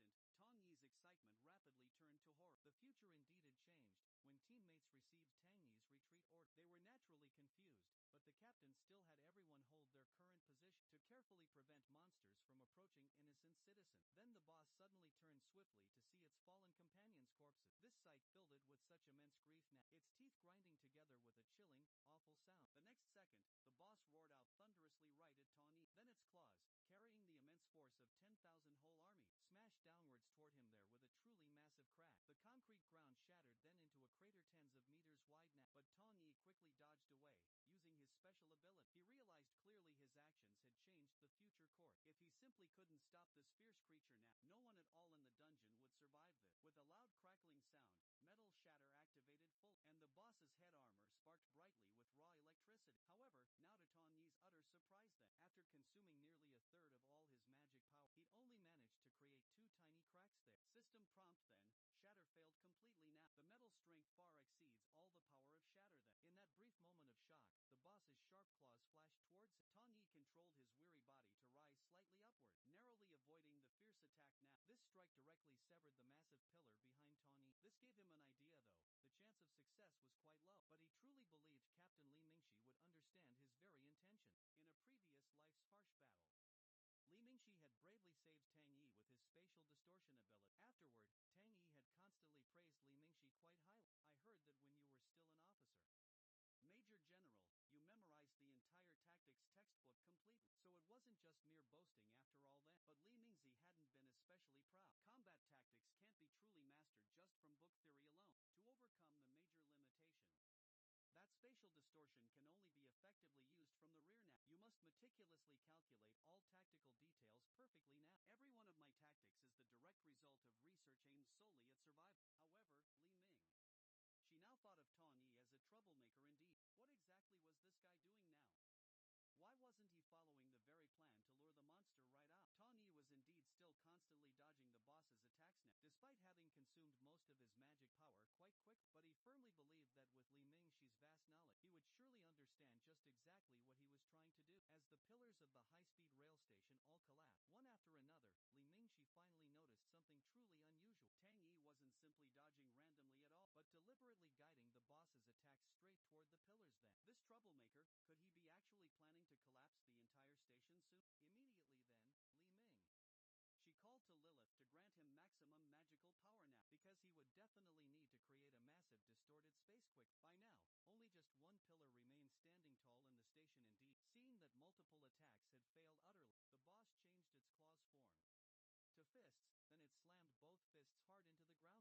indeed. Seeing that multiple attacks had failed utterly, the boss changed its claws form to fists, then it slammed both fists hard into the ground, causing the entire floor to crack badly, and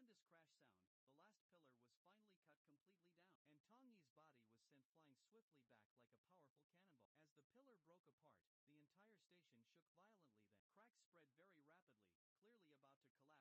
Even with Tang Yi's incredible flight speed truly, he couldn't quite avoid this very wide-range attack at all then. In that moment, when Tang Yi's body froze completely, the boss's deadly claws were already lunging fast at his very face. In desperation, Tang Yi used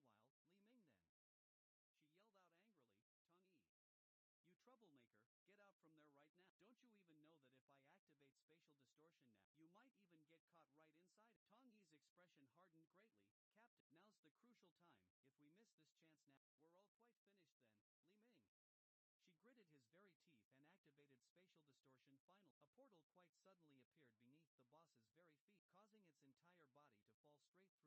With a tremendous crash sound, the last pillar was finally cut completely down, and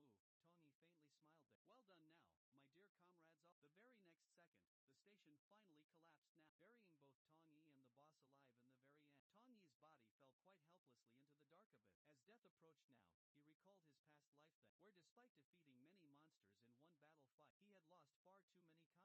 Within mere moments, Tang Yi struggled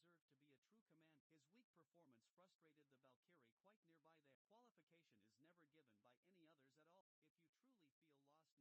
well the station was surely about to fall entirely. But he simply couldn't let the boss realize all of it just yet, so he absolutely had to become the only bait now. Meanwhile, Li Ming then. She yelled out angrily, Tang Yi, you troublemaker, get out from there right now. Don't you even know that if I activate spatial distortion now, you might even get caught right inside? Tang Yi's expression hardened greatly. Captain, now's the crucial time. If we miss this chance now, we're all quite finished then, Li Ming. She gritted his very teeth and activated spatial distortion finally. A portal quite suddenly appeared beneath the boss's very feet, causing its entire body to fall straight through right then. The other end indeed of the portal then was at the center of the station's first basement floor now. Seeing this bold move, Tang Yi faintly smiled then. Well done now, my dear comrades all. The very next second, the station finally collapsed now, burying both Tang Yi and the boss alive in the very end. Tang Yi's body fell quite helplessly into the dark abyss. As death approached now, he recalled his past life then, where despite defeating many monsters in one battle fight, he had lost far too many comrades though. This made Tang Yi doubt whether he deserved to be a true command. His weak performance frustrated the Valkyrie quite nearby there. Qualification is never given by any others at all. If you truly feel lost now, just look into the very eyes of those who trust and follow you closely. When Tang Yi opened his very eyes again now, a bright light indeed appeared right before him there. He also clearly heard two people then calling his full name now. Li Mingxi and Lilith right at the critical moment there. Li Mingxi had severely overtaxed his magic reserves now, to barely even use spatial distortion magic itself, to teleport Tang Yi swiftly back from death's cold grasp. Outside the dungeon walls, the countdown still continued to tick away onward. Every single minute and second was pure torture for Diamond and Catherine both. All media outlets now were urgently demanding Diamond then issue a formal statement about specific strategies now against this fearsome boss monster here. Green Lotus Guild headquarters also firmly warned Catherine that if she couldn't resolve this very dungeon soon, she would be removed at once from her coveted position as director of strategy. Diamond gave Catherine a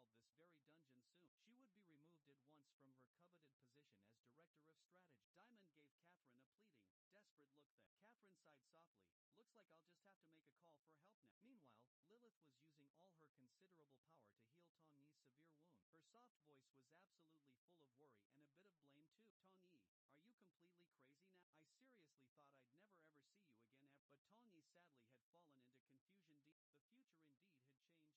Yi, are you completely crazy now? I seriously thought I'd never ever see you again ever. But Tang Yi sadly had fallen into confusion deep. The future indeed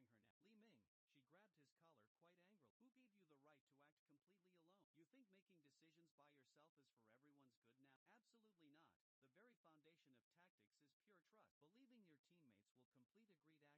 Absolutely not. The very foundation of tactics is pure trust. Believing your teammates will complete agreed actions at agreed times indeed. I ask you directly, did you ever trust your teammates from the beginning really? The Valkyrie's strong words echoed in Tang Yi's mind again now. He smiled slightly there. Captain Li now, thank you indeed for helping me find myself again here. Li Ming, she looked confused somewhat, but Tang Yi only told her that he had just thought of a good idea now. The boss's skin is pure steel right here. We can try to use electric shocks against it surely, and this very tactic requires everyone to work together now. With a thunderous mighty crash, a fierce wind suddenly rose from the ruins now. Then, the terrifying spider boss emerged from the ground surely. Swinging its deadly claws, the security team followed Tony's tactics precisely, beginning to release powerful water and ice magic against the boss at once. Before the freezing magic could fully complete, someone truly needed to control the boss now. So two security team members carefully constructed an amplification magic array.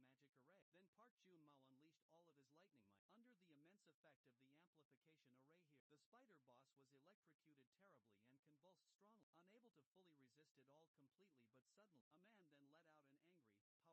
The spreading sound waves made absolutely everyone's ears ring loudly, and their vision blurred quite severely, nearly causing them to fully collapse. Then the mysterious man walked directly straight to the boss. Quick, thank you all so much for your hard dedicated work here. 5 long minutes earlier, just just outside the dungeon now. Diamond promptly accepted an interview live with the eager media. He then announced that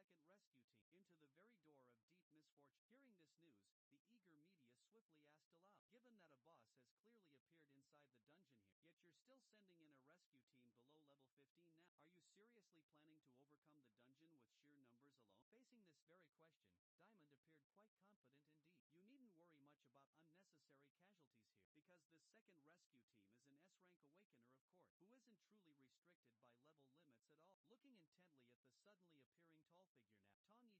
yet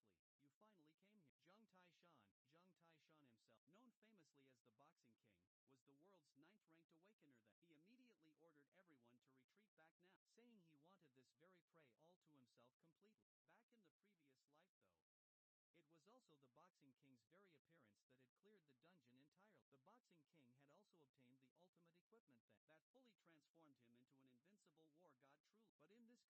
restricted by level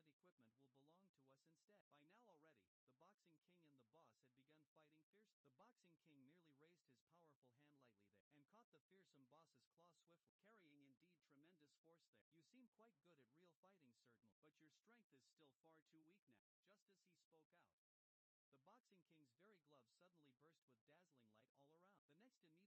known famously as the Boxing King, was the world's 9th-ranked awakener then. He immediately ordered everyone to retreat back now, saying he wanted this very prey all to himself completely. Back in the previous life though, it was also the Boxing King's very appearance that had cleared the dungeon entirely. The Boxing King had also obtained the ultimate equipment that fully transformed him into an invincible war god truly. But in this current life, your ultimate equipment will belong to us instead. By now already, the Boxing King and the boss had begun fighting fierce. The Boxing King merely raised his powerful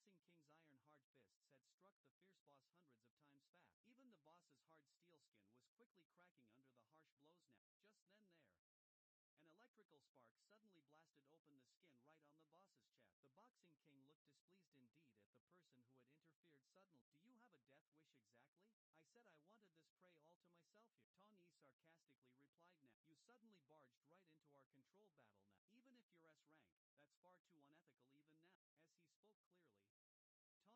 real fighting certainly, but your strength is still far too weak now. Just as he spoke out, the Boxing King's very gloves suddenly burst with dazzling light all around. The next immediate second,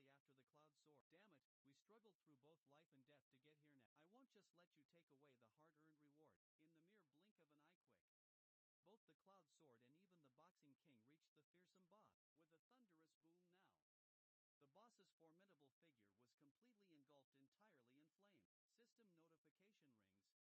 far away quickly. After landing hard, the boss staggered to its feet slowly, and looked back at the Boxing King with eyes full of sheer terror now. However, the Boxing King just exclaimed in pure delight then, I didn't expect this potent attack wouldn't even leave a single scratch on you at all. This truly excites my very competitive spirit even more. The Boxing King lightly tapped the ground with his swift toe. The next following second, he shot forward fast like a meteor indeed. By the quick time everyone fully reacted, the Boxing King's iron fist had already powerfully struck the boss's hard face. Meanwhile, Tang Yi had recovered considerably under Lilith's fast healing. Then he quickly leaped right into the heated battlefield now. By now indeed, the Boxing King's iron hard fists had struck the fierce boss hundreds of times fast. Even the boss's hard steel skin was quickly cracking under the harsh blows now. Just then there, an electrical spark suddenly blasted open the skin right on the boss's chest. The Boxing King looked displeased indeed at the person who had interfered suddenly. Do you have a death wish exactly? I said I wanted this prey all to myself here. Tong Yi sarcastically replied now. You suddenly barged right into our control battle now. Even if you're S rank, that's far too unethical even now. As he spoke clearly, Tong Yi was already controlling his cloud sword now to attack the boss. Damn it, playing dirty on me truly. The very next second, the Boxing King unleashed his full devastating power, closely chasing swiftly after the cloud sword. Damn it, we struggled through both life and death to get here now. I won't just let you take away the hard-earned reward. In the mere blink of an eye quick, both the cloud sword and even the Boxing King reached the fearsome boss. With a thunderous boom now, the boss's formidable figure was completely engulfed entirely in flame. System notification rings. Boss monster defeated, all restrictions indeed in this area lifted. The dome covering the high-speed rail station now also disappeared quickly the moment the notification sounded for. Then the system announced contribution rankings will now soon be calculated. Rewards surely will be distributed according to the final rank now. The Boxing King then looked closely at his reward at hand. His face appeared extremely gloomy indeed and darkened.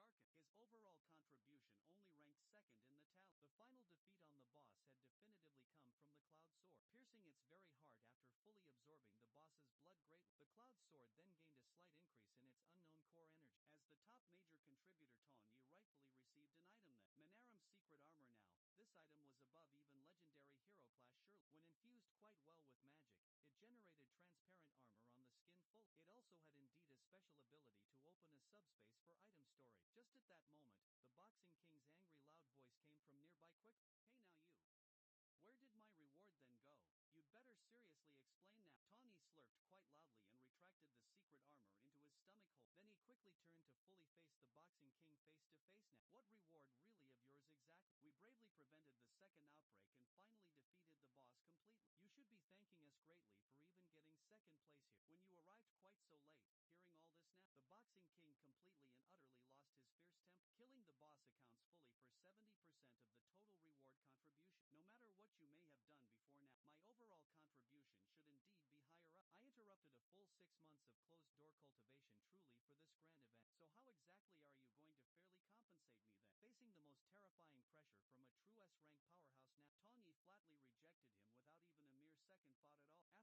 After all, compared to the valuable time he'd spent in brutal combat this really was hardly worth much mentioning ever. Hearing this sharp retort, the Boxing King finally couldn't contain all his building anger, and threw one fierce punch straight at Tong Yi right then. But just at that very moment, Catherine and Diamond appeared simultaneously, stopping both fighting men cold. Their sudden appearance left both heated combatants quite stunned indeed. Fortunately though, Tong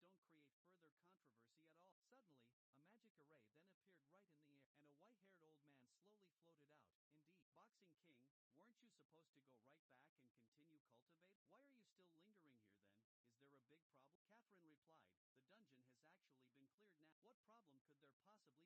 strong hand tightly, sincerely now saying, "Thank you greatly for all your very hard work done. Mr. Zhang Taishan, it's truly an honor to meet you. If there's nothing else further, I'll take my leave promptly now." Tong Yi turned quickly and left, leaving Zhang Taishan utterly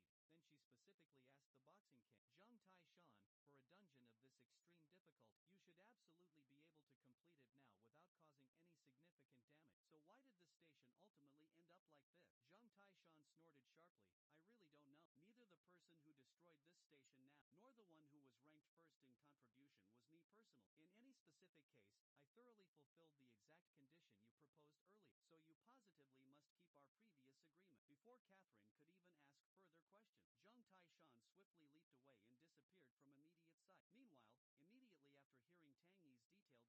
appeared right in the air, and a white-haired old man slowly floated out. "Indeed, Boxing King, weren't you supposed to go right back and continue cultivate? Why are you still lingering here then? Is there a big problem?" Catherine replied, "The dungeon has actually been cleared now. What problem could there possibly be here?" But looking carefully at the collapsed station there, the old man smiled softly at Catherine then. "Since the Green Lotus Guild actually took action here, I'm very sure there's absolutely no problem here." Hearing this, Catherine's mouth slightly twitched as she thought just this. The old man is quite cunning indeed. Then she specifically asked the Boxing King, "Zhang Taishan, for a dungeon of this extreme difficulty, you should absolutely be able to complete it now without causing any significant damage. So why did the station ultimately end up like this?" Zhang Taishan snorted sharply, "I really don't know. Neither the person who destroyed this station now, nor the one who was ranked first in contribution was me personally. In any specific case, I thoroughly fulfilled the exact condition you proposed earlier. So you positively must keep our previous agreement." Before Catherine could even ask further questions, Zhang Taishan swiftly leaped away and disappeared from immediate sight. Meanwhile, immediately after hearing Tang Yi's detailed report, the old man carefully questioned, "Your file here records your maximum control weight is precisely 300 grams, but how specifically did you control something easily 10 times that current weight?" Then the old man asked Tang Yi directly to speak with him elsewhere soon. All the way there, Tang Yi's facial expression remained extremely quite serious, because this very old man was in fact Choi Zhangchao, Diamond's superior indeed. He was definitely not only powerful enough now to be called a living weapon of war, but also very clever indeed, having successfully escaped the necromancer's persistent, multiple assassination attempts nonetheless. After arriving at a secluded place then, Choi Zhangchao asked Tong Yi if he could report the parts to him. Tong Yi explained that after defeating the fierce monkey leader, he had achieved quite an accomplishment that instantly improved his abilities overall, not only increasing his control limit now to 20 kilograms, but also gaining some new, crucial skill. Hearing this, Choi Zhangchao pondered thoughtfully for a moment. Achievements overall were very rare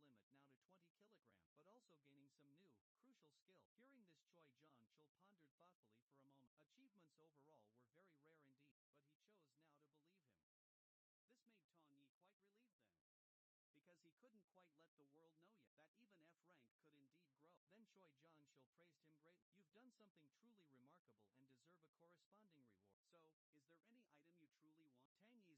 corresponding reward. So, is there any item you truly want?" Tang Yi's lips curled up wildly at that. "I do indeed have a weapon I really truly want, but even you, as a brigadier general, wouldn't easily give it to me, I know." Choi Zhangchao frowned slightly just then. "A weapon even I wouldn't easily give away just like that. Which one is it anyway?" "The replica bow itself. One of your many hero class items, of course." Hearing this bold claim, Choi Zhangchao burst out laughing. "Now, you've got some nerve there, kiddo. But I'll promise you this, when you get one more stripe right on your chest, your current strength should be around C rank overall, so I'll specially promote you to corporal soon. For now, just don't make me wait too very long." Tang Yi was quite annoyed indeed. This old man was so cunning, definitely, instantly changing the subject entirely. Still, it was fortunate indeed that his secret hadn't been exposed yet. A few days later now, Tang Yi was still lying in the military medical room while recovering that. The secret armor of Minaram was also still being digested deeply, with 16 hours remaining exactly. Suddenly now, his support squad teammates gathered all around. They were all just E and F rank awakeners now, seeking Tang Yi's crucial training guidance intently. Just then, seriously injured before, On Young Tae reported right back to the unit, immediately after leaving the ICU ward then. Seeing all this, Tong Yi fully embraced him right then. "You've come at just the perfect right time here. Just precisely in time now for training session." Although these very guys often made him worry so, it might truly not be so bad to entrust his back to them all, when they were all together so. Tong Yi took his entire squad members to a training ground, forbidden strictly to those below C rank certainly. The F rank members were totally terrified just seeing what was inside. Trembling hard with fear, Tong Yi just smiled slightly too. Then he quite mercilessly closed the very door. Screams and pleas instantly echoed loudly from inside them. Yet Yet hearing all this, Tang Yi's smile only deepened them. Sorry brothers indeed. But this is surely the fastest way indeed to improve your strength now.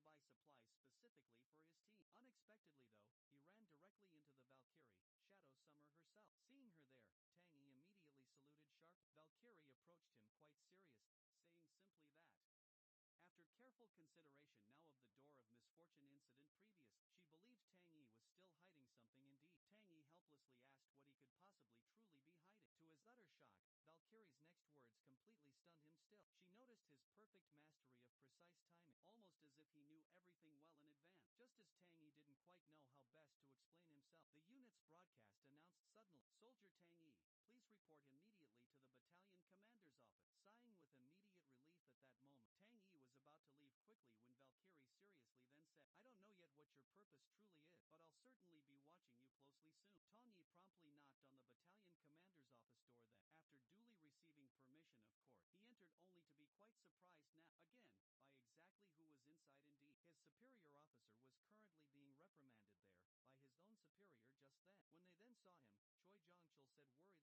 Just as Tang Yi didn't quite know how best to explain himself, the unit's broadcast announced suddenly, Soldier Tang Yi, please report immediately to the battalion commander's office. Sighing with immediate relief at that moment, Tang Yi was about to leave quickly when Valkyrie seriously then said, I don't know yet what your purpose truly is, but I'll certainly be watching you closely soon. Tang Yi promptly knocked on the battalion commander's office door then. After duly receiving permission of course, he entered only to be quite surprised now, again, by exactly who was inside indeed. His superior officer was currently being reprimanded there, by his own superior just then. When they then saw him, Choi Jongchul said worriedly aloud, a red dungeon has just appeared in the East Forest District now.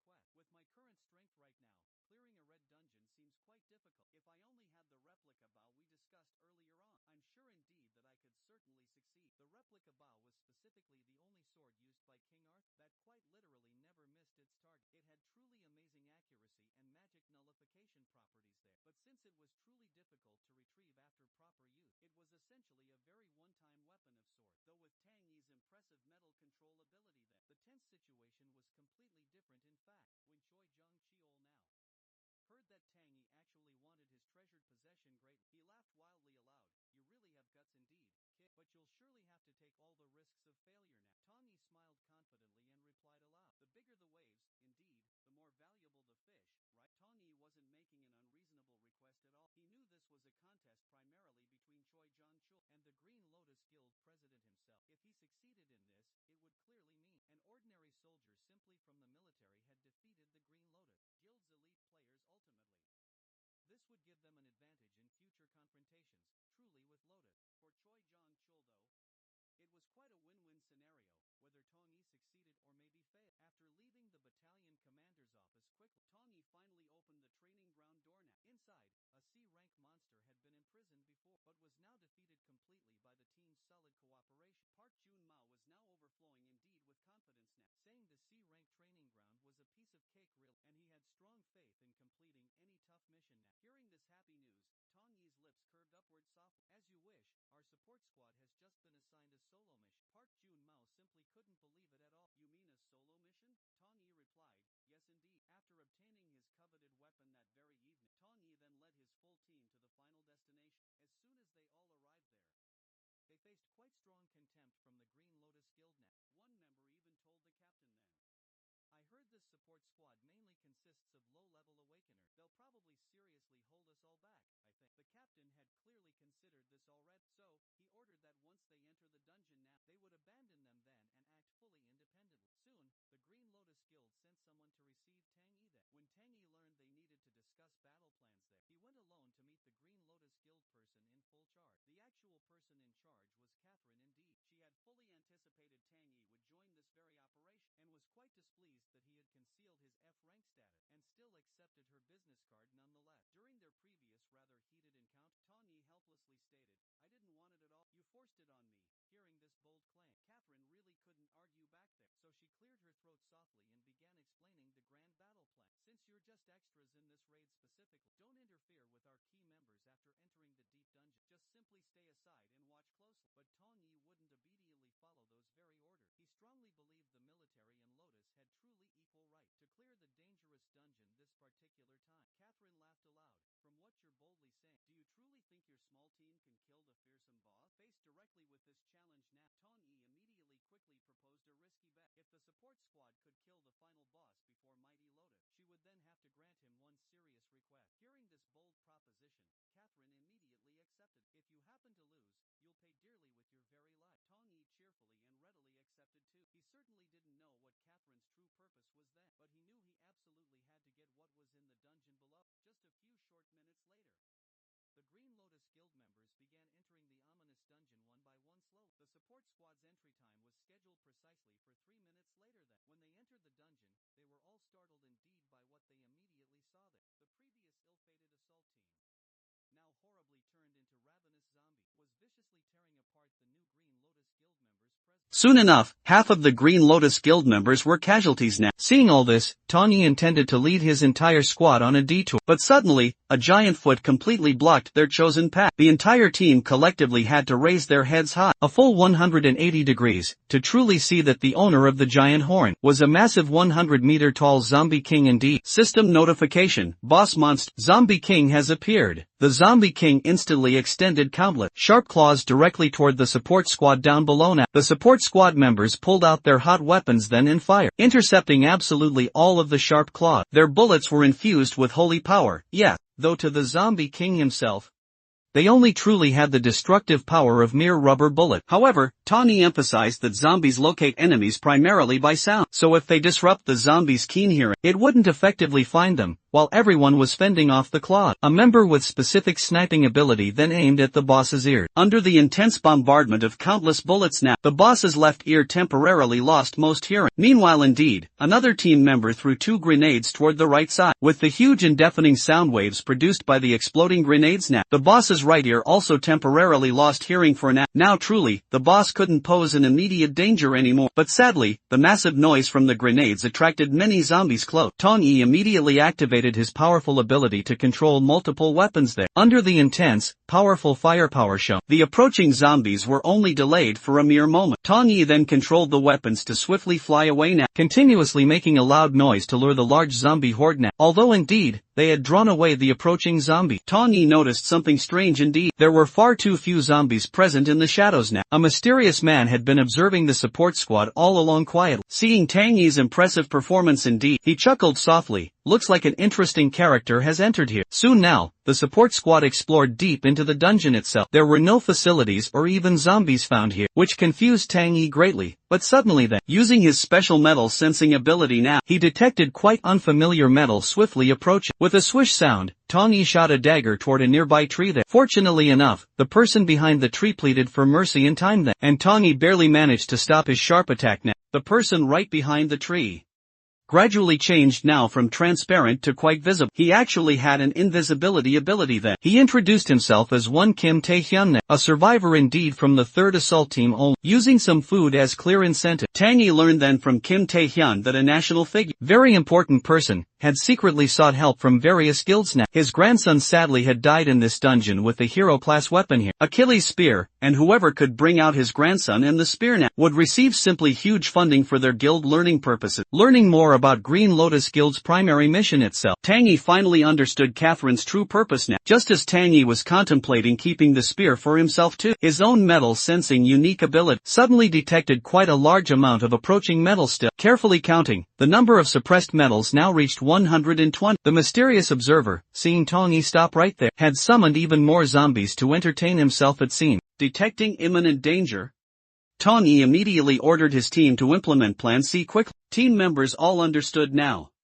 and immediately drank health and mana recovery potions fast. The uninformed Kim Tae-hyun anxiously then asked what Plan C was for sure. Before anyone could even explain anything, thundering footsteps suddenly came from right behind them. Tong Yi positioned himself at the very rear of the team now, ordering everyone to quickly evacuate from here now. The mysterious man sneered coldly. Is your strategy simply to sacrifice team members as bait then? But if the bait gets killed instantly though, it certainly won't serve any useful purpose here. Tong Yi controlled countless steel balls to meet the zombie army fast. The werewolf zombies howled in great pain when struck by the steel balls hard. Tong Yi then guided the steel balls right into the werewolf's mouth surely. Next, he activated metal fragmentation power. In an instant, the steel balls exploded into countless sharp fragments now, turning the werewolf zombies' heads into mere sieves entirely. Using this routine, Tang Yi soon defeated most of the werewolf zombies there. Seeing this display, the mysterious man frowned slightly in response. So, those are steel balls infused with some holy power then. But making such a commotion will surely excite other zombies here. Sure enough, all the zombies did indeed, including even the zombie king as well. Turned toward the explosion source without delay. The zombie king roared aloud in anger now, commanding all zombies to kill in that very direction. Unaware of this situation, Tang Yi had just finished dealing with the werewolf zombies completely, but when he activated metal sensing again he was startled nearby quite suddenly. He detected very high-grade metal at once, and that blurry figure seemed to be a person certainly. Countless thoughts raced through Tong Yi's mind quickly. Perhaps indeed he is that very person. Just then, a werewolf beside the mysterious man leaped up high. In an instant, it swiftly appeared above Tong Yi's head and attacked fiercely. Tong Yi immediately activated a metal combination technique promptly to swiftly fly close to the ground below, but the mysterious man then summoned more werewolves to intercept Tong Yi directly. Tong Yi narrowly escaped the encirclement, sustaining minor injuries only. With his magic power nearly completely depleted now, he could only resort to using his last, desperate resort. The very next second, all fragments from the exploded steel balls that slowly gathered together in the air ominously. Empowered completely by Tong Yi's skilled metal control now, a dense rain of small and sharp steel needles fell upon the werewolf zombies quickly. After a piercing series of howls then, the zombies before him were finally completely annihilated now. Just then now, the fleeing team members created an even more violent explosion suddenly. The rapidly approaching zombie king was immediately greatly attracted and changed course away from pursuing Tong Yi now. Kim Tae-hyun was quite confused by the support squad's strange tactic. Why provoke the zombie king when we barely escaped previously? Park Jun-mao explained, this is indeed our plan C. Luring all zombies away from Captain Tong Yi now. A clever deception tactic. Seeing the zombie king leave the mysterious man, he immediately understood Tong Yi's core strategy. So he was never the bait. He genuinely intends to clear this whole plate. After muttering quietly to himself that he finally couldn't hide his sinister smile. Finding this whole situation extremely amusing, he was very curious about what the blood of such an interesting person would actually taste like. Meanwhile, Tang Yi was also observing the mysterious man close from among that very pile of corpses still. He wasn't exactly sure why the mysterious man had entered this dungeon. More importantly, just how this person could summon zombies now. Tong Yi asked quite directly, are you perhaps a necromancer here? Unexpectedly, the mysterious man showed a rather surprised expression now. After just his brief surprise there, the mysterious man suddenly erupted with immense killing intent. How do you even know about necromancers anyway? Who exactly are you really? This reaction was unexpected indeed to Tong Yi. Could he possibly not be that very person? Seeing Tong Yi not answering at all, the black snake spat out a black gold weapon suddenly. The mysterious man quickly grabbed it now and launched a lightning-fast attack at Tong Yi then. In the dire emergency, Tong Yi raised both arms to block, immediately producing a metallic clash, a fierce sound. Fortunately for Tong Yi had obtained a transparent armor from devouring the secret armor before. Otherwise, this strike would have certainly severed his steel-transformed arms completely. Seeing he couldn't quite win yet, Tong Yi immediately activated a combo skill to create some distance. Simultaneously, he controlled a dagger for a surprise sneak attack to effectively prevent the mysterious man from pursuing so closely. At this crucial moment, the system promptly said that the remaining time for the blood recovery potion was less than about 50%. Tong Yi realized he must defeat him quickly now. Just as the mysterious man was blocking the swift dagger, Tang Yi instantly controlled countless steel bead fragments rapidly, attacking the mysterious man there from all directions with no blind spots at all. Unexpectedly, the mysterious man's black snake coiled upward quickly, blocking most of the harsh damage for him indeed. At this very moment, the fragments that hit the mysterious man began burning his own skin. Tang Yi's pupils constricted quite sharply. Humans who could be injured by holy power alone were only players who had devoured other players then. They were widely known as vampires. The mysterious man shook off the fragments and angrily said aloud, "It seems you simply don't want to answer my own question now. Let's just see if you'll still refuse after I cut off your limbs completely." After speaking thus, the mysterious man aimed his spear at Tong Yi, while the spear tip continuously absorbed magical power constantly, formally releasing the hero's and weapon's true power itself. Tong Yi's heart jumped as he already guessed quickly. This was truly the Achilles spear that the Green Lotus Guild was searching for eagerly, and in the state where the spear released its true powerful, even the secret armor fused with steel transformation itself couldn't block it at all. Tong Yi clenched his own fists tight. He had hidden the replicated bow within his very sleeve now, but he truly had only one single chance here. If it failed completely, he would be finished indeed. At this crucial moment, the Achilles spear finally finished fully charging. The mysterious man thrusted straight at Tang Yi right from midair. However, this dangerous attack was just a feint now. A jet of dark, black energy full of destruction and chaos suddenly shot forth from the spear tip directly. Though Tang Yi had anticipated it, and dodged simultaneously now, Tong Yi's powerful cloud sword silently appeared high above the mysterious man's head suddenly, but just as the swift attack was about to truly land, it was blocked swiftly by the dark black snake now. The mysterious man arrogantly said out loud, "Now, your little tricks really won't work on me at all." Then he released some dark black energy sweeping across the battlefield. Tong Yi bent quite low to barely escape the huge crisis just now. Now he found himself at a complete disadvantage here. Ranged attacks were easily blocked by the black snake entirely, and even with the Achilles spear weapon, he couldn't even get remotely close enough. Watching Tong Yi constantly dodging attack, the mysterious man shouted angrily once again, "Now, that great one will never ever be known to the world. Who exactly are you truly then, helpless one?" Tong Yi could only answer his question right now. "I'm merely just a foot soldier neck." Tong Yi kept distracting the mysterious man through quick conversation, until he walked quite near a special device here, a directional mind device. Tong Yi used his ability now to remotely control the detonator device, with a thunderous boom sound. Countless steel beads carrying intense holy power were launched rapidly. However, indeed, from the very center of the explosion came only the black snake's hiss sound. When the dust fully settled now, the black snake had completely lost all of its ability to move full, but the mysterious man had only suffered relatively minor injuries too. He mockingly then said, "I am chosen fully by that great one. How could a mere explosive like this truly harm me?" But such showing off can't last more than nearly 3 seconds. The replicated bow was carrying immense force indeed, fiercely pierced the mysterious man's chest straight through. The very next second, the mysterious man himself, along with the sword, was firmly nailed to a tree's trunk. His own face showed pure disbelief openly. How is this even possible? This was a speed even my eyes couldn't see. The replicated bow's special property was tracking its targets now, hitting unconditionally and ignoring magical defenses completely. The mysterious man tried hard to pull out the embedded sword, but some unknown force kept the sword arrow immovable there. Tong Yi then smiled and simply said, "Don't worry now, I truly won't kill you, but now it's my turn to ask questions." The mysterious man simply looked disdainful indeed. "Kill me? You think this broken sword can really kill me?" Tong Yi silently increased the force on the sword arrow greatly, causing the mysterious man to let out a pig-like scream loudly. "My sword doesn't have holy power truly, so you won't die immediately now.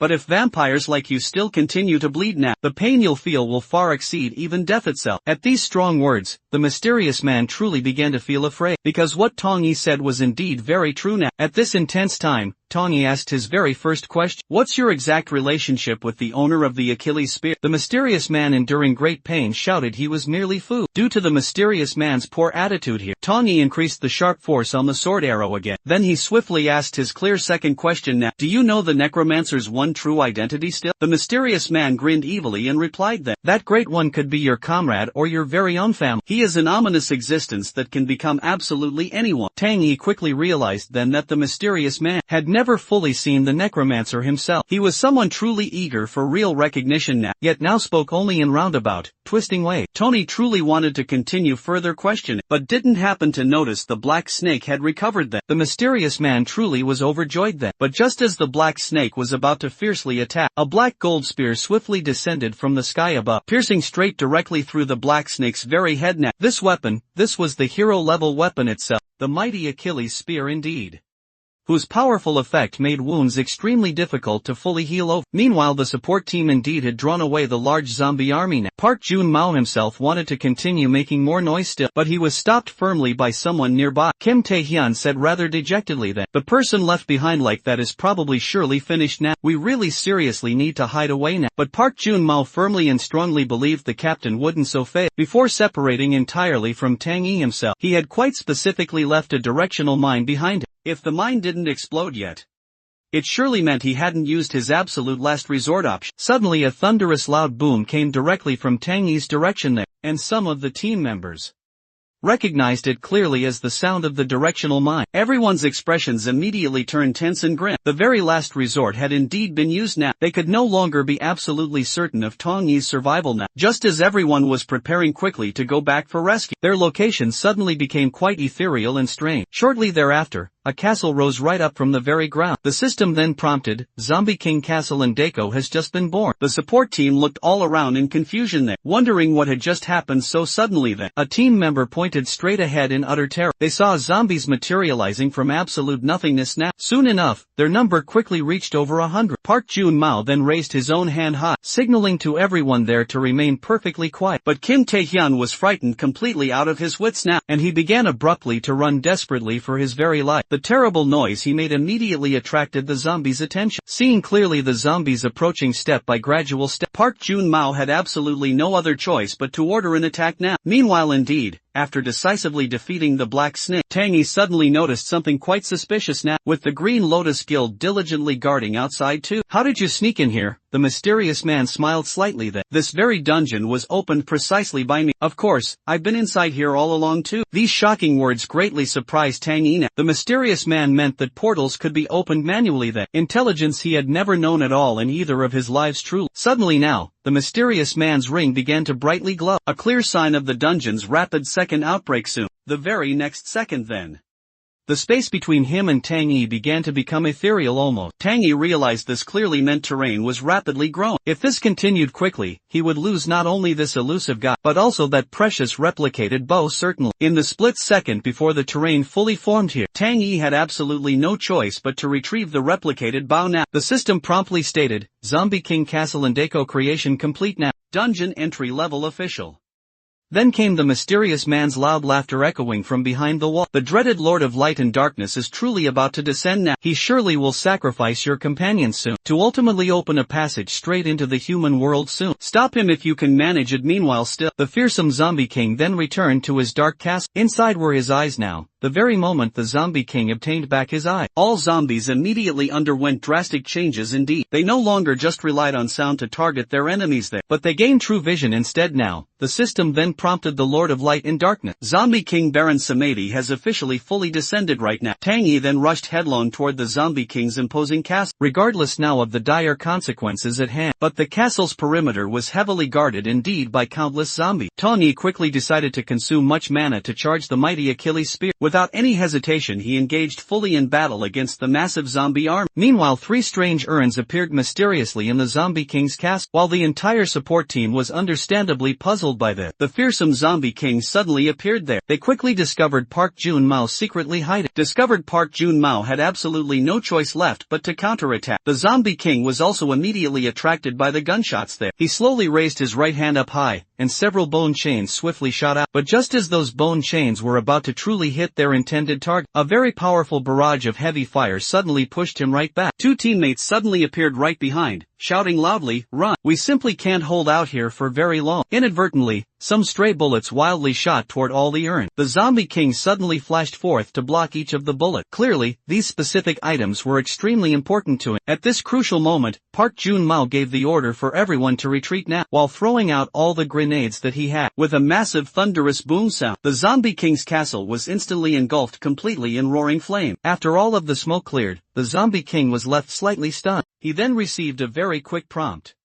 "Baron Samedi's descent ritual here has been interrupted now." When he turned right around, he soon discovered that one urn had vanished now. At that very same time, team member Kim Tae-hyun was fleeing fast with the urn. Park Jun-mao anxiously then asked, "Why indeed did you take this very thing?" Kim Tae-hyun explained, "I felt it was truly important to the Zombie King, so I stole it swiftly with my given ability." As they spoke quickly, zombies were about to catch Kim Tae-hyun now, but quite suddenly, another barrage of dense fire blocked the zombies again. The support team had unfortunately fled into a dead end now. Park Jun-mao decisively ordered them to hold off the approaching zombie, while giving teammates valuable time to install the explosives there. When the prepared explosives were indeed ready, everyone swiftly took shelter safely behind a Ming Tai's shield. Another massive explosion followed thereafter, accompanied accompanied by a towering blaze of intense fire. Most of the pursuing zombies were completely annihilated here. Although they had firmly blocked the zombies' entrance well, the brave support team was also trapped right inside. However, quite dramatically, at this very moment, a sharp bone chain suddenly penetrated the thick wall here. In just a swift moment, a large hole was forcefully drilled through the wall, followed then closely by the imposing Zombie King's figure appearing before everyone. Upon quickly seeing the treasured urn now, the Zombie King there unconsciously revealed a gentle smile just then. However, this chilling smile terrified absolutely everyone, causing them all to tremble. It's indeed over. We're surely about to become zombies too, it seemed. But just when everyone thought they truly were done for now, a loud voice drew everyone's wandering attention. At that critical moment, Tony finally appeared, loudly shouting, "Who exactly is bullying my dear teammates out here?" The Zombie King slowly turned to find a mere human, raising his menacing hand to control bone chains for an attack now. But quite suddenly, he noticed that urn beside Tony over there, afraid something bad might happen soon perhaps. The powerful Zombie King had no choice indeed but to withdraw. Faced with the Zombie King's quite puzzling behavior right now, Tony was left very confused indeed. Surely, looking all around, he only then found an ancient urn. Could it possibly be because of this odd urn? In that crucial moment of brief distraction perhaps, the Zombie King had already charged right over quickly, raising his truly giant foot to squash poor Tangy now. Tangy swiftly activated a combo skill now, and began skimming along the ground in rapid flight. However, the Zombie King's bone chains closely followed behind him, quickly overwhelming him. Fortunately, the team members swiftly opened their backpacks then, releasing a large amount of supplies and countless steel beads, while fiercely fending off attacks. Tony then grabbed a bottle of mana recovery potion too. After drinking it, his pressure was completely swept away. Feeling he could now fight 300 more rounds full of mana, Tony then began controlling those steel beads, launching a fierce counter-attack against the Zombie King. But unexpectedly now, there was a mysterious barrier right in front of the Zombie King. Even with the mighty Cloud Sword, it was indeed difficult to break through this strong defense. Meanwhile, the Zombie King seized the Cloud Sword with a casual grab so easily. He also then released bone chains, continuously fiercely attacking Tony again. The worried teammates watched anxiously, so they raised the urn up high and smashed it hard down on the ground. A pitch-black lung then appeared right before everyone's eyes. The Zombie King narrowed his eyes sharply now, sensing clearly that something was terribly wrong. He quickly changed targets and bone chain shot swiftly toward the teammate. Seeing just how much the Zombie King truly cared about this special object, a team member grabbed a weapon and stabbed sharply down right now. Instantly the Zombie King suffered a severe and critical wound, his powerful aura continuously weakening down slowly. He turned quickly to look at the only remaining single urn. Inside that urn was his very own heart. The Zombie King didn't hesitate even for a moment to merge with his heart, restoring his full aura to its peak and even continuing to greatly rise. The system prompted Zombie King Baron Samedi's descent indeed, forcibly restarted his powerful essence. However, Tony didn't show fear but was extremely excited instead. Organs and urns wasn't all of this just like the canopic jars of mummyberry. If similar in nature, then his very soul would be safe inside the heart. Since the Zombie King had relied fully on his barrier and neglected defense mostly, Tangy decisively activated the replicated bow weapon now. In an instant, the replicated bow's magic resistance effect, ignoring property, easily penetrated the barrier and squarely hit the heart now. The Zombie King was slightly shocked by this, but then smiled slightly as the system prompted this. The Zombie King's body is rapidly recovering fully, due to the descent effect of course.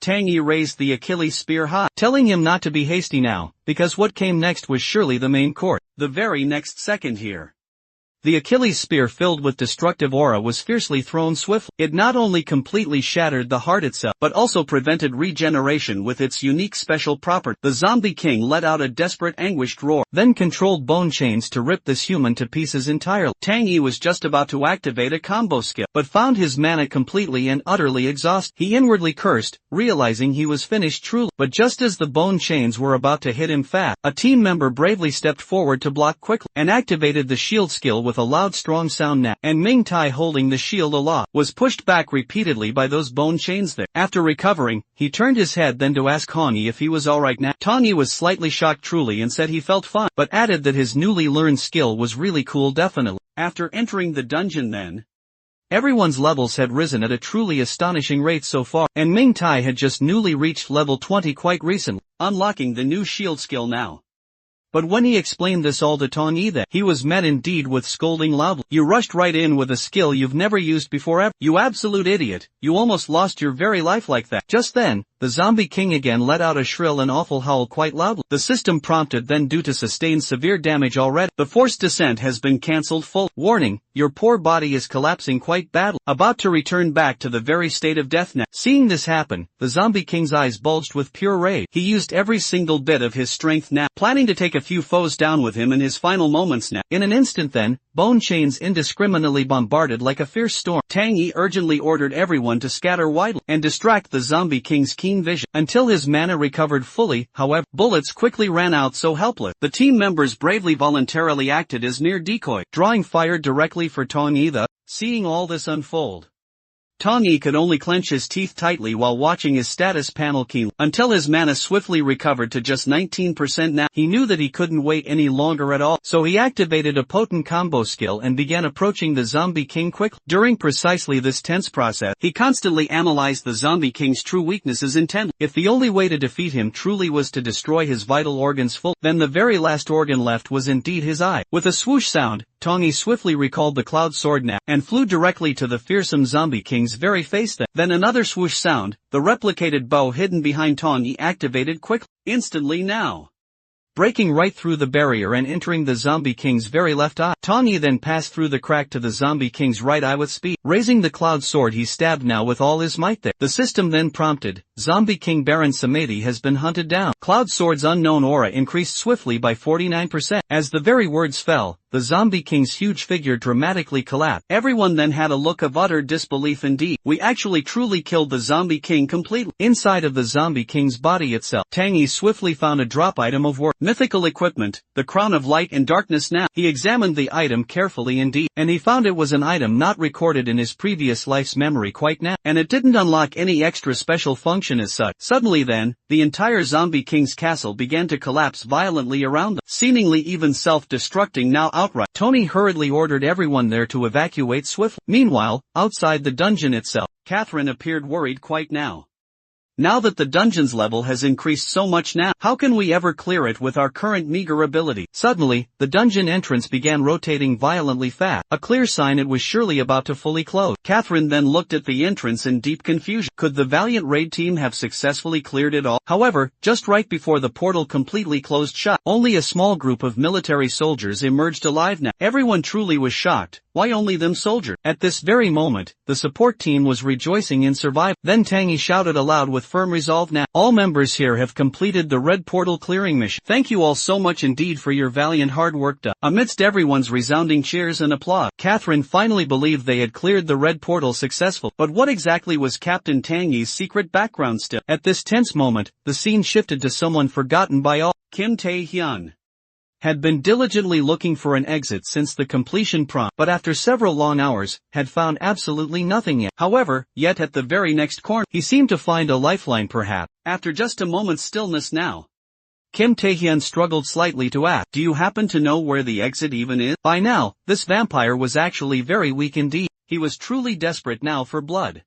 With just a flash, he appeared right behind Kim Tae-hyun after quite a feast. His pale complexion slightly recovered again, but the deep hatred in his eyes remained quite unchanged. Little bastard, I'll make everything you cherish turn red with blood. Watching the portal completely and utterly close, Catherine asked Tang Yi rather insistently, what about the people from our Green Lotus Guild then? Tang Yi regretfully said, they had all perished by the time we got out now. But Catherine believed this was impossible now because without Qinglian's assistance, you couldn't possibly have completed the clearing properly. Hearing this, Tang Yi looked genuinely displeased, saying, the dungeon results analysis will ultimately reveal the full truth. At this point in time, Catherine changed her attitude quite noticeably, remembering something far more important than. She asked again directly, did you see any long-haired weapon in the dungeon below? Tang Yi knew well she meant the Achilles spear weapon, but since that item was now his hard-earned trophy, he could only mumble faintly that he hadn't seen it there. Catherine clearly wanted to probe further deeply, but was soon interrupted by Tang Yi's next words, who then said, rather more than that, you seem to be cleverly avoiding our previous bet. Surely, as a person of true importance and status, you surely wouldn't go back now on your very own word given. I'll come find you later when I've decided just what I need exactly. With that very statement, he turned sharply to leave quickly. Seeing all of this, Catherine quickly grabbed Tang Yi's collar then, shouting out, why not just simply join our Green Lotus Guild itself? I promise solemnly to give you full S-rank awakener treatment always. But precisely at that crucial moment, A magical circle appeared right before them all, and Tong Yi's superior leader, Kuei Zhangya, slowly floated right out into view. Seeing Catherine's rash actions, he smiled slightly. Is your Green Lotus Guild real? Trying to poach our military's main combat force even now? Catherine quickly waved her delicate hand, explaining clearly she had absolutely no such intentions whatsoever. It was merely just a suggestion only. But Cui Zhang's next harsh words left her truly speechless now. Did your Qinglian gather so many people precisely to violate regulations, and enter the dungeon all alone then? I will strongly protest this indeed to the Qinglian chairperson, and send related documents to all guilds as well. Catherine was momentarily quite speechless for now, only able to clench her own fist tightly indeed. After returning quickly to the unit itself, Kuizhongji was astonished indeed to hear that Tong Yi had perfectly cleared that dungeon right now. He indicated then he would give Tong Yi a chance for level reassessment surely, and also promote everyone in that support team by one rank outright. Tong Yi solemnly then expressed gratitude to Kuei Zhangxia greatly, but he didn't quite forget their previous agreement at all, so he asked Kuei Zhangxia for even additional rewards too. Kuei Zhangxia's face immediately darkened noticeably as he weakly said, anything, absolutely anything, but my precious collection of treasure. Tong Yi immediately smiled softly and said, Colonel, I truly hope you can issue holy power weapons to our whole squad. By the next very day, news of the support team clearing the red dungeon had rapidly spread throughout the unit itself. The F-rank team suddenly and quickly received attention from many people all around. Park Jun-mao was particularly and unusually diligent, telling practically every comrade about exactly what happened yesterday now. But when directly asked how their support team became even stronger so fast, Park Jun-mao would very secretly tell them right then, it's truly all thanks to Captain Tang Yi's really special training. At this crucial moment then, Tong Yi was fully preparing to devour the crown of light and darkness completely, just exactly as he put it directly in his mouth now. Li Yunqing suddenly and dramatically burst in there. After a quick greeting, he immediately fell to his very knees with a thud. Tong Yi, please now forgive my quite previous rudeness please. I truly know you really don't want to see me, but I really also want to receive your truly special training too, please. Tang Yi quickly swallowed the crown in 2 quick bites. The system promptly displayed 24 hours remaining until metal absorption. Looking back intently at Li Yuanqi, although he personally didn't quite like this guy, the city takeover battle was definitely about to begin soon, and justly having another quite useful person would surely increase their chances of victory now. Then Tong Yi firmly said fine to Li Yuanqi just then, but to truly accept my special training regime, you must surely be prepared to risk your very life now. Meanwhile, elsewhere in the Zombie King's ominous castle, a muscular man suddenly boldly opened a portal and walked right in. Upon quickly seeing the mysterious man there, the muscular man immediately fiercely cursed, you idiot, you made me waste so many needed items, and couldn't even complete a simple portal test here? What are you truly good for? The mysterious man was clearly quite afraid of the muscular man before, and timidly greatly apologized. Then a woman entered through the portal that she slowly licked her lips quite excitedly. You're quite lucky this time around original. You should have been left here indeed to fend for yourself. But suddenly now, the higher-ups decided to immediately start a city takeover battle, hoping you could show your final true value in this very war. Brigade Commander Jean Gangsher then also held a promotion ceremony promptly for the support team member, as instructed specifically by the higher-ups now. Suddenly, a phone call interrupted Jean Gangsher quickly and the news shocked him greatly that, what, Shutarukai has appeared now? I'll come right away now. The name Shutarukai also shocked Tong Yi deeply. In his memory banks, Shutarukai had previously killed the country's 4th-ranked awakener then. Afterward, Jean Gangsher left the unit quickly to pursue him. As a result, directly during this period, the unit was attacked suddenly by 2 vampires and completely wiped out entirely. Tang Yi knew history was indeed about to unfold, needing to prepare early on now. After the important promotion ceremony, the holy weapons now promised by Kuei Zhangzhe had been promptly distributed. With these weapons here, they would have a far better chance against vampire. Meanwhile, the vampires had been quietly recuperated since bringing back the mysterious man just now. Suddenly, a white-haired man deliberately walked in. He was indeed the chairman of the Taishan Guild, actually one of the country's 3 major guilds undoubtedly. However, he wasn't there at all to eliminate the vampires now, because they were secretly actually his subordinate. A minute prior, Chairman Shi Baijun had promptly received orders from above. Liang Tieju specifically,